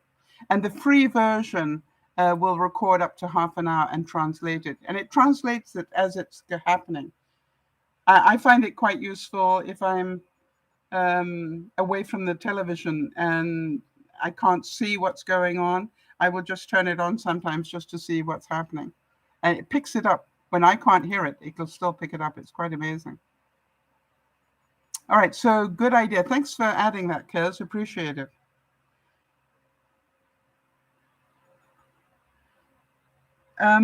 So the red peppers, right? Listen to your inner voice. Remember, I was in that nursery and that red pepper spoke to me and said, take this to Doug. He will appreciate it. Now, the other thing when I was there for dinner, the other thing that I found out was Doug kept talking about my white knife. And I'm thinking, what is he talking about? Because, I took fresh bread, amongst other things. But, it was just like my white knife. And I'm going, Doug, what are you talking about, my white knife? Because I've got a white bread knife, but I couldn't imagine that he was going gung-ho. And then I realized he was talking about my electric knife. And I said, you mean you don't have one? Guess what he's getting for his birthday? Yep. And then I found out that Jess also loves latte. And she's got one of those little foamer things, just a very tiny little thing that you press a button and it. Yeah, I said, okay, fine. I know what you need. So I'm glad I went there because I got to see their house and got an idea. And boy, have they gone minimalistic. I'm not joking. I went around that house and I went, this looks like they are having a show house every day. And, it was just like, and, just opened up just about every cupboard, for me. I don't know why, but it was just like, and I was no wonder, it just, everything was so perfect. And it was like, wow. All right, so Jody said, under frustration, the grocery items are becoming difficult to find. I suggest everybody stock up on basics if possible. Canned goods. By the way, canned goods with meat in them as well is a good idea. Baking staples, pasta, etc. The supply chain is fragile. Yes. So again, remember Sal's trick. You have the one you're using, an air, in other words, the next one you'll go to, and if you can possibly afford it, one spare. And do that for all the important things. In other words, do you have enough toilet paper in the house to last you a couple of months? Right? Not a couple of weeks, a couple of months. Do you have enough paper towel? Do you have enough toilet paper, we said? All right, what's the other one? Paper towel and, tissues, facial tissues. All right. Do you have, I still have a 10-pound bag of flour over and above the half bag I'm still using. It's time for me to order the spare again. All right. Because I've got the one I'm using, I've got one 10-pound left. And then it's time for me to now start ordering the spare. The other thing is there are a lot of good bulk deals going on at the moment. And I think I saw today a deal on some frying chickens that was just ridiculous. So, really think about that. And if you do have room in your freezer, get what you can while you can. The price of meat will continue to go up, I believe. Right. Anybody else got anything else like that they want to add in here? What have you found that made you feel a little scared, a little happy, a little whatever? What were your feelings this week? Obviously, Jody, you started to get a little scared about the fact that some things are getting more difficult now. I now go every week to whatever is on special in the meat section. And even, if I don't necessarily need it, I'm going. I saw one thing this week that was such a good price, and I know I've already got one in the freezer, but I went at that price, I'd be insane not to buy it. All right, and so that is what I'm doing, is that just every week I'm topping that up. By the way, I have got pretty much full. In other words, I have got enough food going that my pantry is pretty good. And I am learning every week to use the food that I've got in a better way. And as you know, we're doing those weekly examples of, how to use the food that you've got in a better way so that you get more bang for your buck. And I'm definitely finding I am eating less. I found yesterday I went to lunch with there's a ladies, the group of us ladies that go together and have lunch together about every month to 6 weeks. And, we went to a really nice restaurant. But I want to tell you something. The amount of food they served, we all took food home. And one of the things I noticed is my portion size is much smaller now. And what I took home was almost too much for one serving. And I said, can you imagine how much food we waste? It is scary. Jody's saying I'm a bit extra panicky because my diet is so particular right now, and I can't have the normal staples like rice, pasta, and bread. Yes, and it'll still be some time before you can have them. So I think, you're being really prepared is a very good idea, Jody. And, it may cost you a bit extra, but the one thing you need to feel safe on is that you can eat. All right, that you can eat the things that you are allowed to eat. So good for you. And again, I have seen from what you sent me privately, that you were making some really interesting dishes with that. Yes, you're stocking up on protein sources. So what are you stocking up with, Jody? Just so other people can get an idea of what they might want to do. I am still debating whether to get a flat of eggs, 36 eggs, and freeze them. Obviously, all protein. That's one of the things I haven't done. And the reason is because I like my omega-3 with vitamin D eggs. It's like it's got everything in it.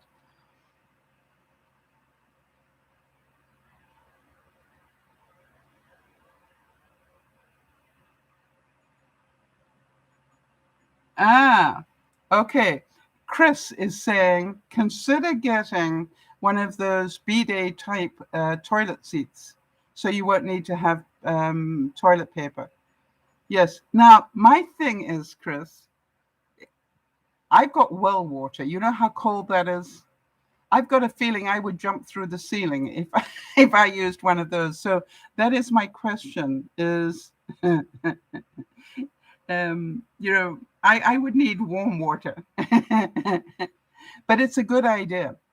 All right, so Jody's saying she has stocked up on chicken, shrimp, turkey, eggs, protein powder, and protein shakes. Really good idea to get some protein powder in. It's expensive, but it's good. And thanks for the input, Chris. I quite agree with you. I have another system for that, just so that, I don't think it's too much information because it's important. I actually bought reusable panty liners. In other words, you can wash them. And I also bought another set that is smaller that I can use as toilet paper for just when I, pee. And, it's just like, obviously, if I do more than that, I use toilet paper. I don't mind telling you that. But I agree with you. It's just like, what can you do to save on toilet paper? And think how many trees you will save as well. Really good idea. So you're going to learn the hard way, and you've got to think about it. So many ways that you can do this. I would suggest that what we're seeing with the next wave of COVID, how are you dealing with the fact that so many people have chosen not to get vaccinated. That is the next thing. How are you coping with that? Are you going, hey, it's not affecting me? Or actually it is, because you're not going to be able to get into hospital. But how are you dealing with those feelings? I would think within the very near future, um, we're going to see a lot heavier feeling base come out. How about all those kids that went back to university and within 10 days, I think 400 of them were isolated, quarantined, 400. Um, that's pretty scary, isn't it? So, but we are going to have to cope with it, and our feelings are important. So, I just wondered if any of you have come up with any sort of, this is what I need to do. Oh, Patricia's, hi, Pat, good to see you. Pat's saying you can adjust the water temperature on them. Yeah, but the warm water on my system takes like, a good minute to come through. So, um, I'm not sure that I'm going to flush that many times to get it warm. You know what I thought about? I thought about getting a handheld type thing and then keeping it on a mug warmer. That I did think about it, Chris. You know me well enough to know I've been thinking about that. Yeah, how do I not use toilet paper? Yes, Jody's saying, I think we're in for a full-on winter lockdown. By the way, Pat, did you hear about Lolo? I know that you go way back and have a bigger connection than a lot of people with Lolo. I just want to make sure you got the update.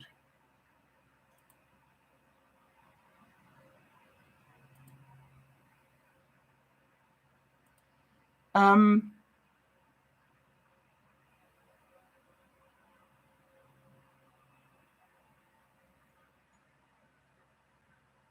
and how many of you also believe that we will go back into lockdown again? And if you do believe that, then make sure you're prepared for it. What are you going to do to be prepared for it? Do you have everything you need to be locked down for a month or maybe two? And start working towards it. As you know, by the way, think about Christmas much earlier than you have done in the past. Why? What if we're in lockdown going into Christmas again? Which we were, remember? So start doing what you can to get Christmas stuff early, be they presents or wrapping paper or whatever, so that you are able to do that. And I'm still waiting to hear from Pat on. Huh. Joyce Brothers said a strong positive self-image is the best possible preparation for success. All right, Pat, did you hear about Lolo?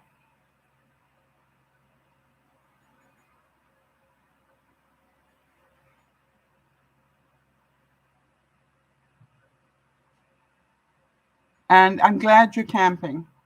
I know how much you enjoy that. Thanks, Jody. If you could just handle that one for me, I'd appreciate it. And Pat, if you hear me, take a deep breath. I thought tonight I would do, for a change, I thought I'd do something that is a bit more in terms of fun food.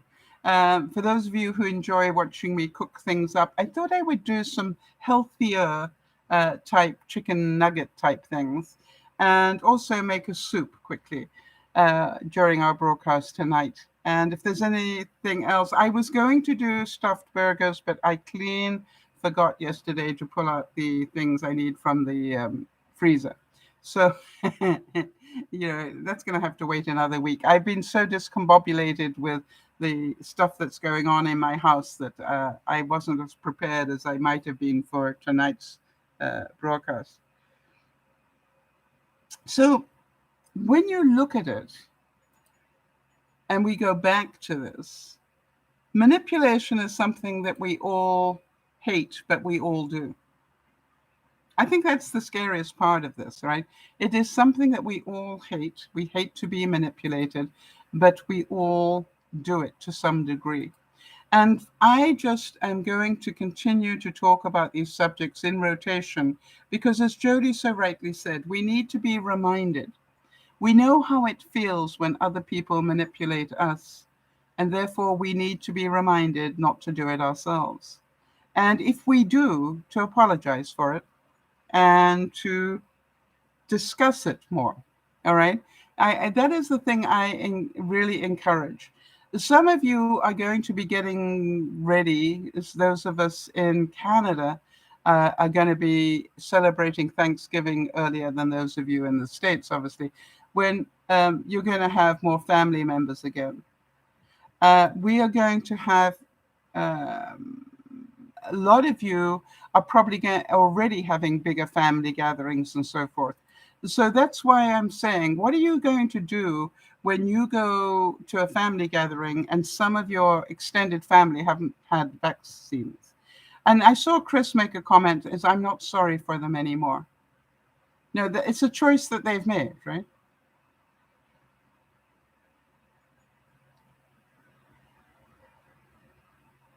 Yeah. So, Pat, I'm glad you found out. I think we were all in shock when we heard. So I'm just trying to make sure those viewers of mine that come on that go back to those earlier days are kept up to date. I will put a notice up on Facebook after the broadcast, but I just wanted to be able to get that to you personally. So I look at it and go, the more examples we can bring to the table of us getting manipulated, maybe we can discuss more of them so we can work out how do we not do that. And I think that is what I'm looking for. How do we not do that?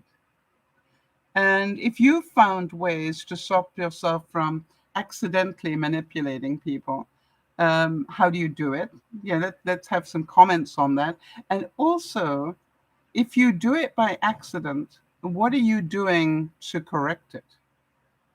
Do you just let it slide, or as I'm going to do in my case, is the person I uh, intentionally manipulated because I wanted them to feel what it felt like.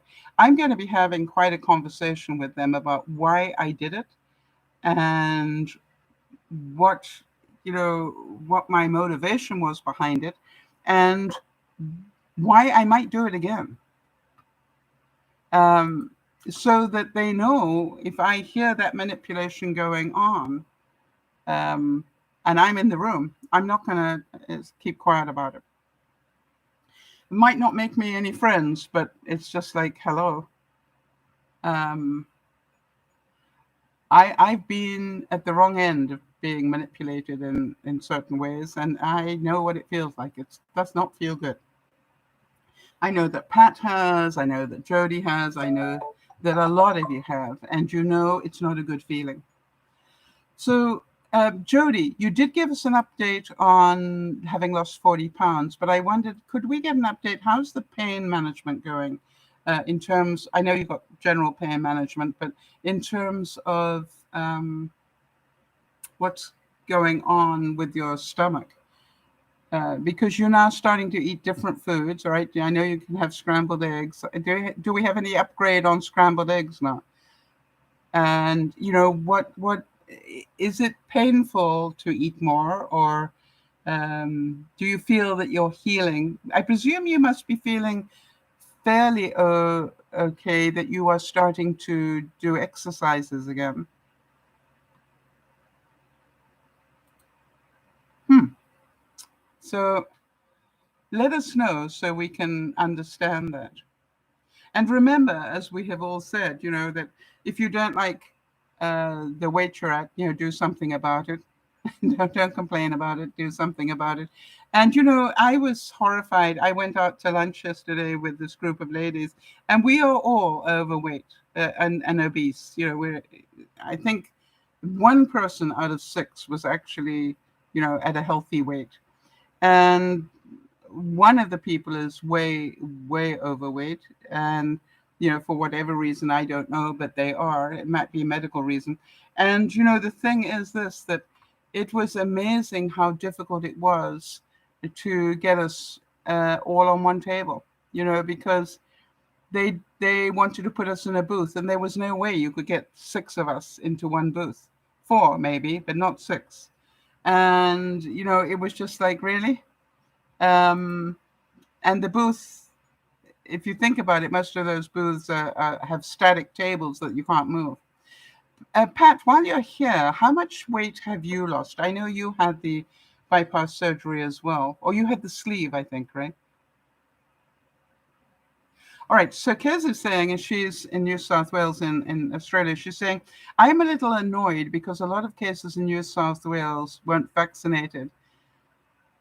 Highest numbers on Friday at 344. I'm glad I live in Queensland. Cases are low and um, and connected to a known outbreak. Yep.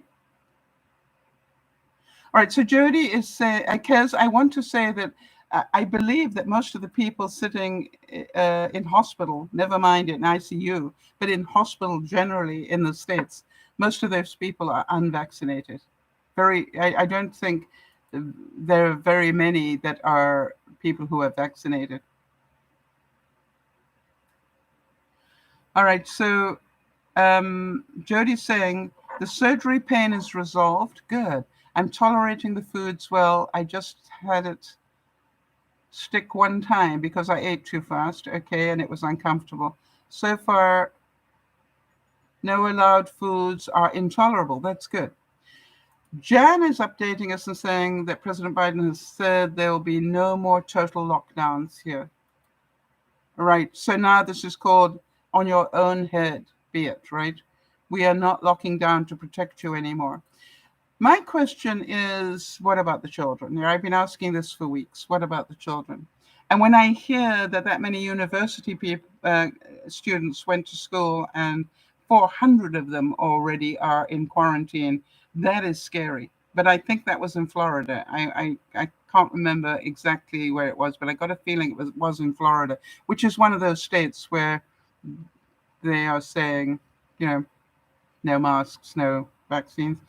And I am in awe of the. Hi, Anna Marie. Thank you so much for helping advise me today. I really appreciated that. I'm deeply concerned about the fact that that there is manipulation going on of the teachers.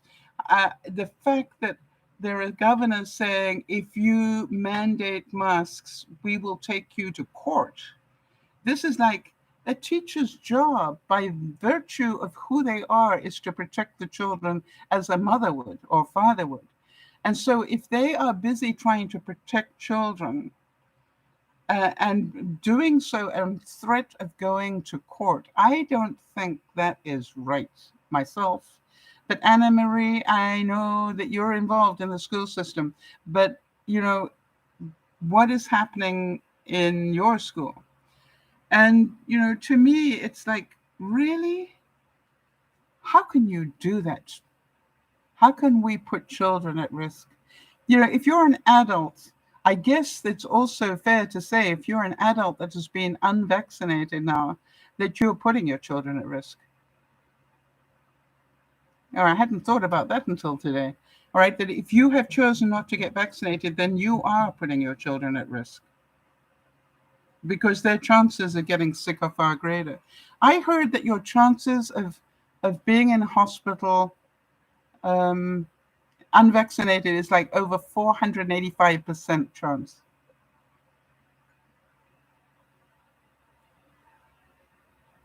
Parents in our district are demanding full-time in-person schooling. Okay.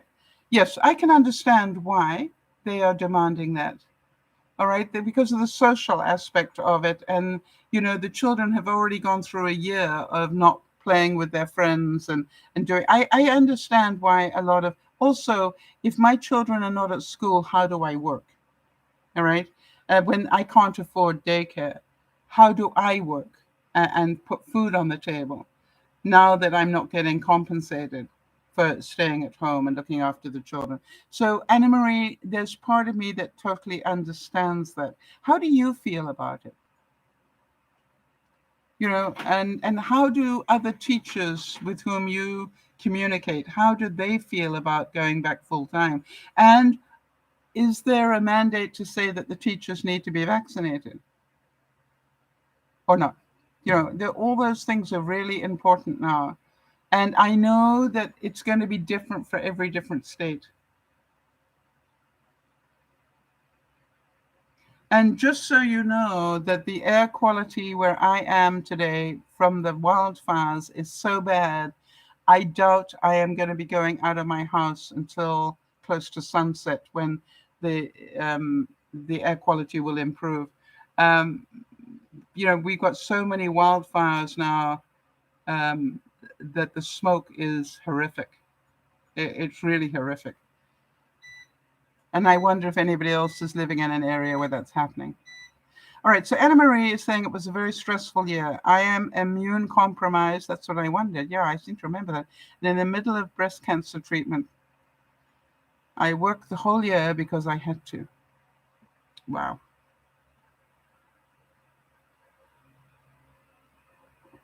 How are the treatments going? So, even though you were immune compromised, even though,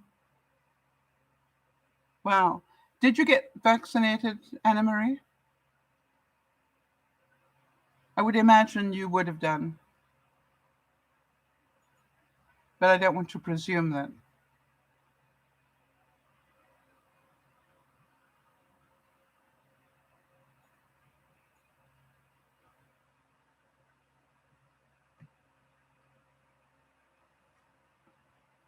Yes, you're in the first group to be vaccinated. And therefore, you and Jody, I would imagine, must be gearing up to be booster shot any minute now. All right, from what I gather, they're giving those of you who are immune compromised the booster shot pretty soon. Kimmy also lives in a smoky area. Okay, Kimmy, well, be careful, because I know you suffer from asthma. And there's part of me that goes, Kimmy, maybe wearing your mask even inside your house is probably not a bad idea, just to filter out some of those smoke particles. If they, when people open and close your doors, some of that air is going to get in. It's difficult to know. And Kimmy, do you have N95 masks or at all? The ones with the air filters in them?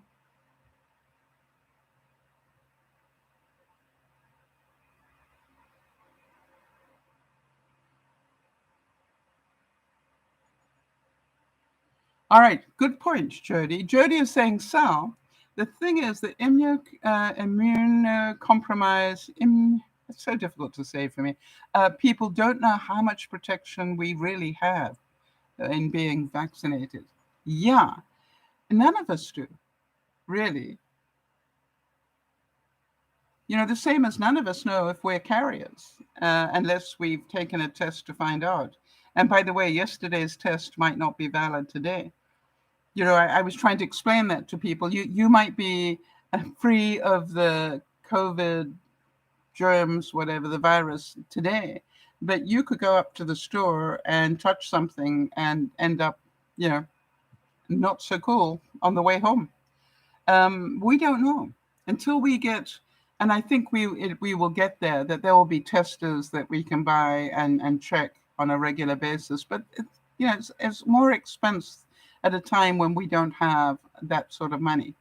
So, all right. So, Kez is saying in Australia, 16 and over can now get the vaccination. And I want to say that I know that the States is pushing for children to get vaccinated now. And,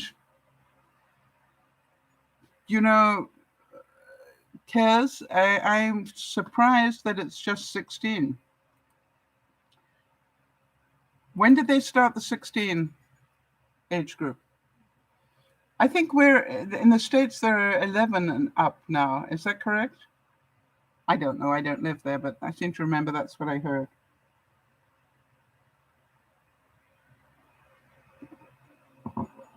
And here's the other thing. I found it interesting that my brother, who hasn't been vaccinated, but he apparently in South Africa, they've come up with an oral pill that you can take that will protect you. And I presume it must, work. And time will tell, I guess.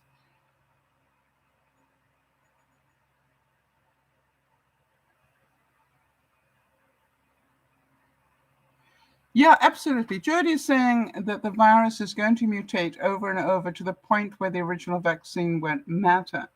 I think we all need to be prepared for the fact that we could need a booster shot every year. Um, and, we won't like that. But again, if it keeps us alive, that's not a bad thing. The other thing is we don't know what the long-term effects of all this is either. We can say, well, it's safer to have the vaccine, but 5 years from now, it might be that we don't know what the long-term effects of it will be, and so it's a crapshoot one way or the other, I think. So again, personal choice. But I'm more concerned about your feelings about how do you feel about kids going to school and with teachers that are not vaccinated, or how do you feel about kids going to school and being asked to wear masks? I saw somebody saying that wearing a mask, if children wearing masks just makes them inhale more and more germs. I didn't quite get that logic. Maybe somebody can explain that to me. If you're wearing a mask, the only germs that you are breathing in surely are your own. But if anybody knows another part of this, or maybe that is the issue. Yes, I think so as well, Anna Marie. Anna Marie is saying, I believe that all teachers will be required to be vaccinated soon. But what about the red states, Anna Marie? What about those states that don't believe in vaccines? Are they going to, start suing schools for having that mandate? You see, that's where it's going to get tricky, I think. Oh, and by the way, have any of you seen the census results that I believe came out in the States? I thought, boy, that's going to raise a few hackles. For the first time in history, the white population in the States has gone down, and it's gone down significantly. And I say the white, in other words, the Latino population has boomed, but the Caucasian has gone down and gone down significantly. Now, that's going to be a lot of red meat to certain states that are not going to like that at all.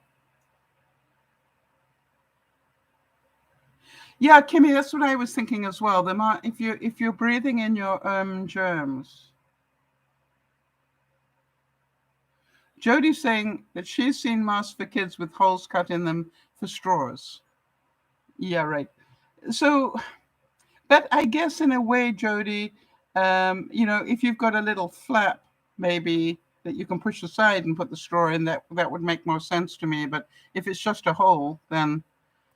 But again, what percentage of germs are being kept out? So it's 6 of one, half a dozen of another, I think. But I don't have children, but I know people with children, as you know, and it's very worrying generally. I found that's quite interesting. Canada has opened its borders so that Americans can visit again, but we as Canadians are not allowed to visit the States. So, you know, I know where the bigger risk of transmission is, but never mind. Um, Anna Marie is saying, I wish the public could see what it's like to keep masks on young children. You could say it's impossible. I would understand that, yes. And I spent a year teaching kindergarten. Yes, kids don't like wearing masks. I understand that. Um, I personally think, you know, wearing a shield perhaps would be the uh, halfway point on that one. I think children would be happier wearing a shield than they would be wearing a mask.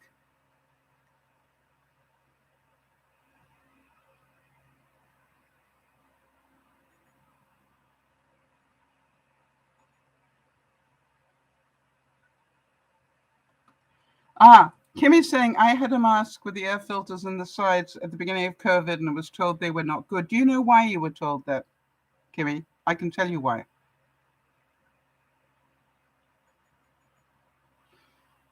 Yeah, Pat is saying that in Canada we're doing 12 to 16 now. So 16-year-olds. Um, the funny thing is, Kimmy, when I first heard about this virus in China back in this November or December, I immediately ordered N95 masks out of China. I'm not joking. I ordered them and had them before the pandemic was actually announced. I don't mind telling you that. But what they did is they kept saying that don't buy the N95 masks because they needed them for the first responders. Uh, they needed them for the first responders, Kimmy. That was the reason. All right. Hi, Jeannie. Good to see you.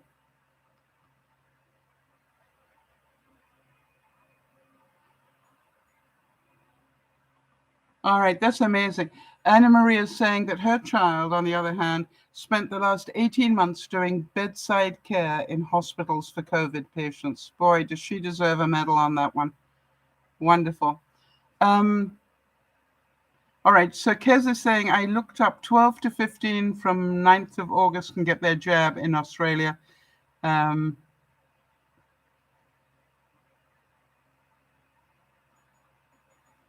that is, if they have a medical condition, Aborigines and the Torres Strait Islanders. Okay. So, we're getting there. We're getting there. Yeah. Okay. Hang on a second. Wait a minute.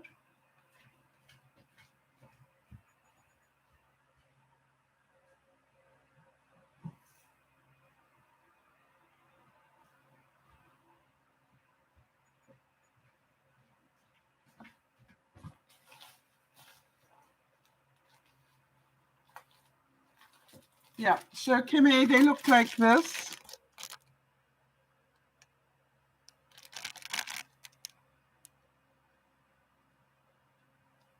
This is an N95. An N95 is, as far as I know, uh, one of the better masks to have because it not only stops you pushing bad air out, germs out, but it also protects you coming in.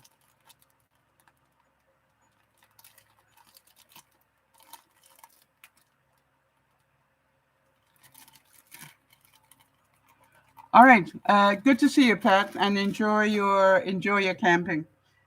So, Kimmy, again, this is about manipulation. All right, when the pandemic first started, they did not have enough of these masks, and as I said, the only reason I had them was because I ordered mine back in December, and I've still got them.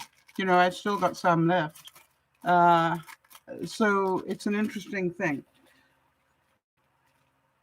I just would like you all to just give some thought to how prepared do you want to be. Don't get surprised again.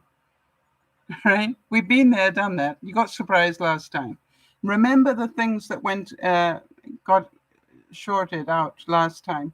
I also want to say that I think that fruits and vegetables are going to get very expensive very quickly, and therefore Hi, Petra from Illinois. Good to see you.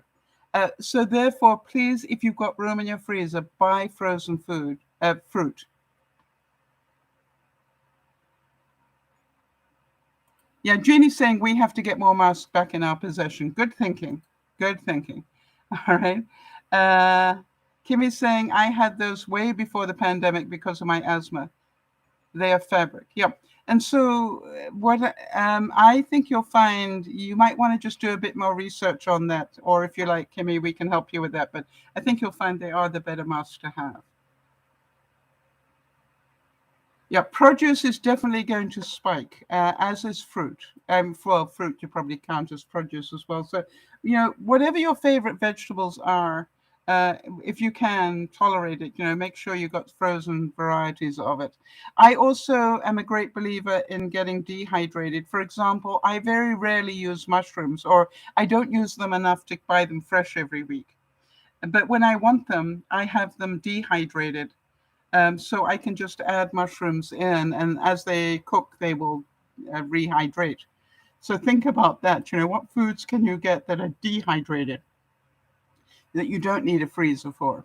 And maybe we should do some comments on that, Jody. During the broadcast. What fruits we can get that are dehydrated for those people who might be interested.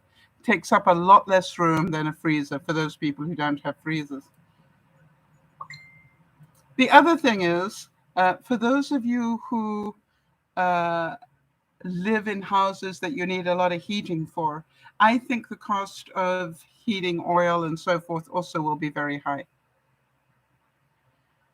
And so therefore, think about that. How are you going to maintain heat in your home? And are you going to, spend more time putting, maybe wearing an extra jumper this winter, or get a throw rug for the when you're watching television, so that you don't have to use as much of the energy.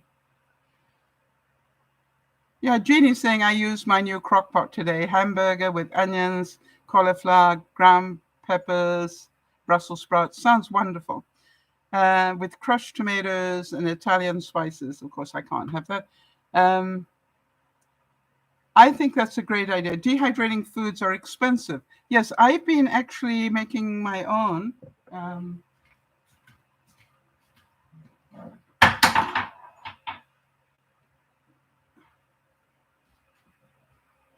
so think about that. It's not that difficult. These are my sun-dried tomatoes. Um, that I've got. I also, have been dehydrating mushrooms as well. So think about it. It's possible to do. And by the way, I don't have a dehydrator. I just put my toaster oven on the lowest setting and leave it on for a few hours. So that's it. Jeannie, while you are there, and I don't know if you saw my note, but I just need to get it so you know.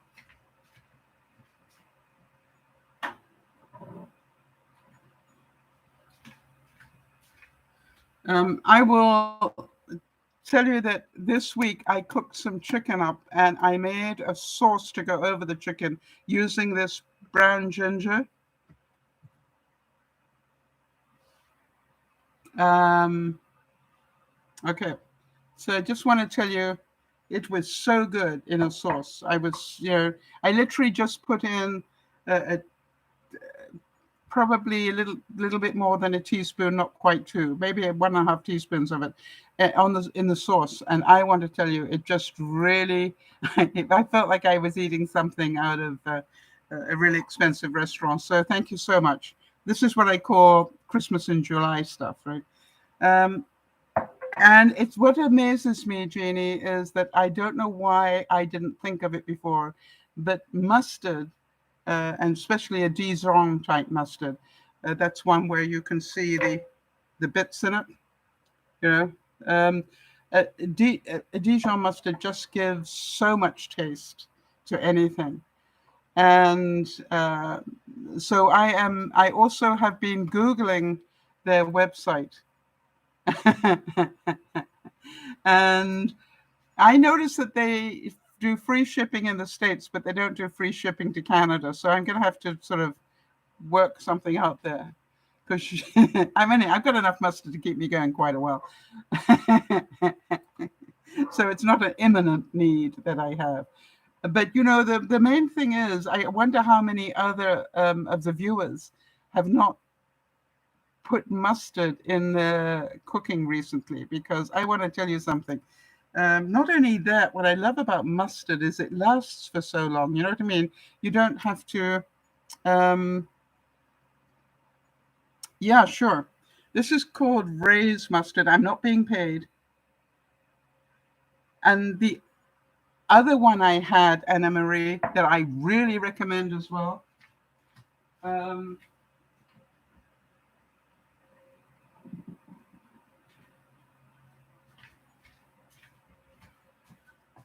I've nearly finished this one, which is called Muscari's molasses. And I want to tell you, on beef, I literally put it over beef and then roast the beef with this mustard on top. I want to tell you that I carved the whole of the pot roast that I did no, I didn't. I did it in my halogen cooker, but I sliced the whole of that and froze it slice by slice, sort of 2 slices at a time. Whether I have those slices cold or rewarmed, the taste of that molasses coating on top, just, every time I eat it, I go, oh yeah.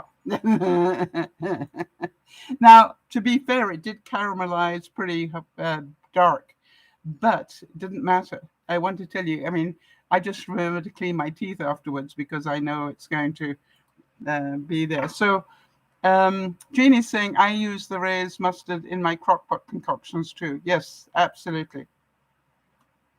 You wanted to turn people on to the main products. Well, I got news for you. I'm definitely going to continue to talk about them, Jeannie, because what amazed me is you got 2 choices. Use a lot of stuff to add a lot of flavor, or a teaspoon of this stuff, and it was just like, wow. And it's the same, as you know.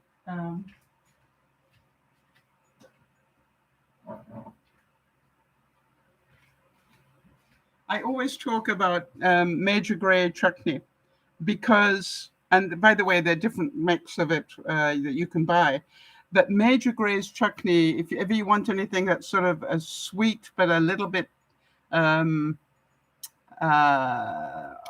curry-like almost, the major gray really gives a great taste. And when I was doing the chicken, I used a bit of this and a bit of this together. Well, you can imagine. It was to die for. I literally, luckily, I made a little bit more of the juices that I wanted than I needed, and I was sopping it up later. And it was just like, yeah, it was a lick the plate type one. Yeah. So we are very convinced in my little world. And also, for those of you who watch me stuff the tenderloins, all the tenderloins that I've had tasted really good. I need to get out of here, don't I? I just saw what the time was. All right, everybody. So we'll see you tonight. We'll be doing some healthier breaded chicken tenders and things. And also, I thought we would do a soup. Because I was thinking it's time for us to start thinking about, are we getting ready for using up more of our produce that perhaps we used to throw away? All right, so Jeannie is saying she uses the vanilla in pancakes. I use the vanilla in my smoothies a lot, but we'll talk about that a bit more later on. So thank you all so much for being here. And, God rest in peace to Lolo. May we all remember her smile and the incredible good she did in her lifetime. This is Dear Mama Sal saying, we'll see you tonight. Bye-bye for now.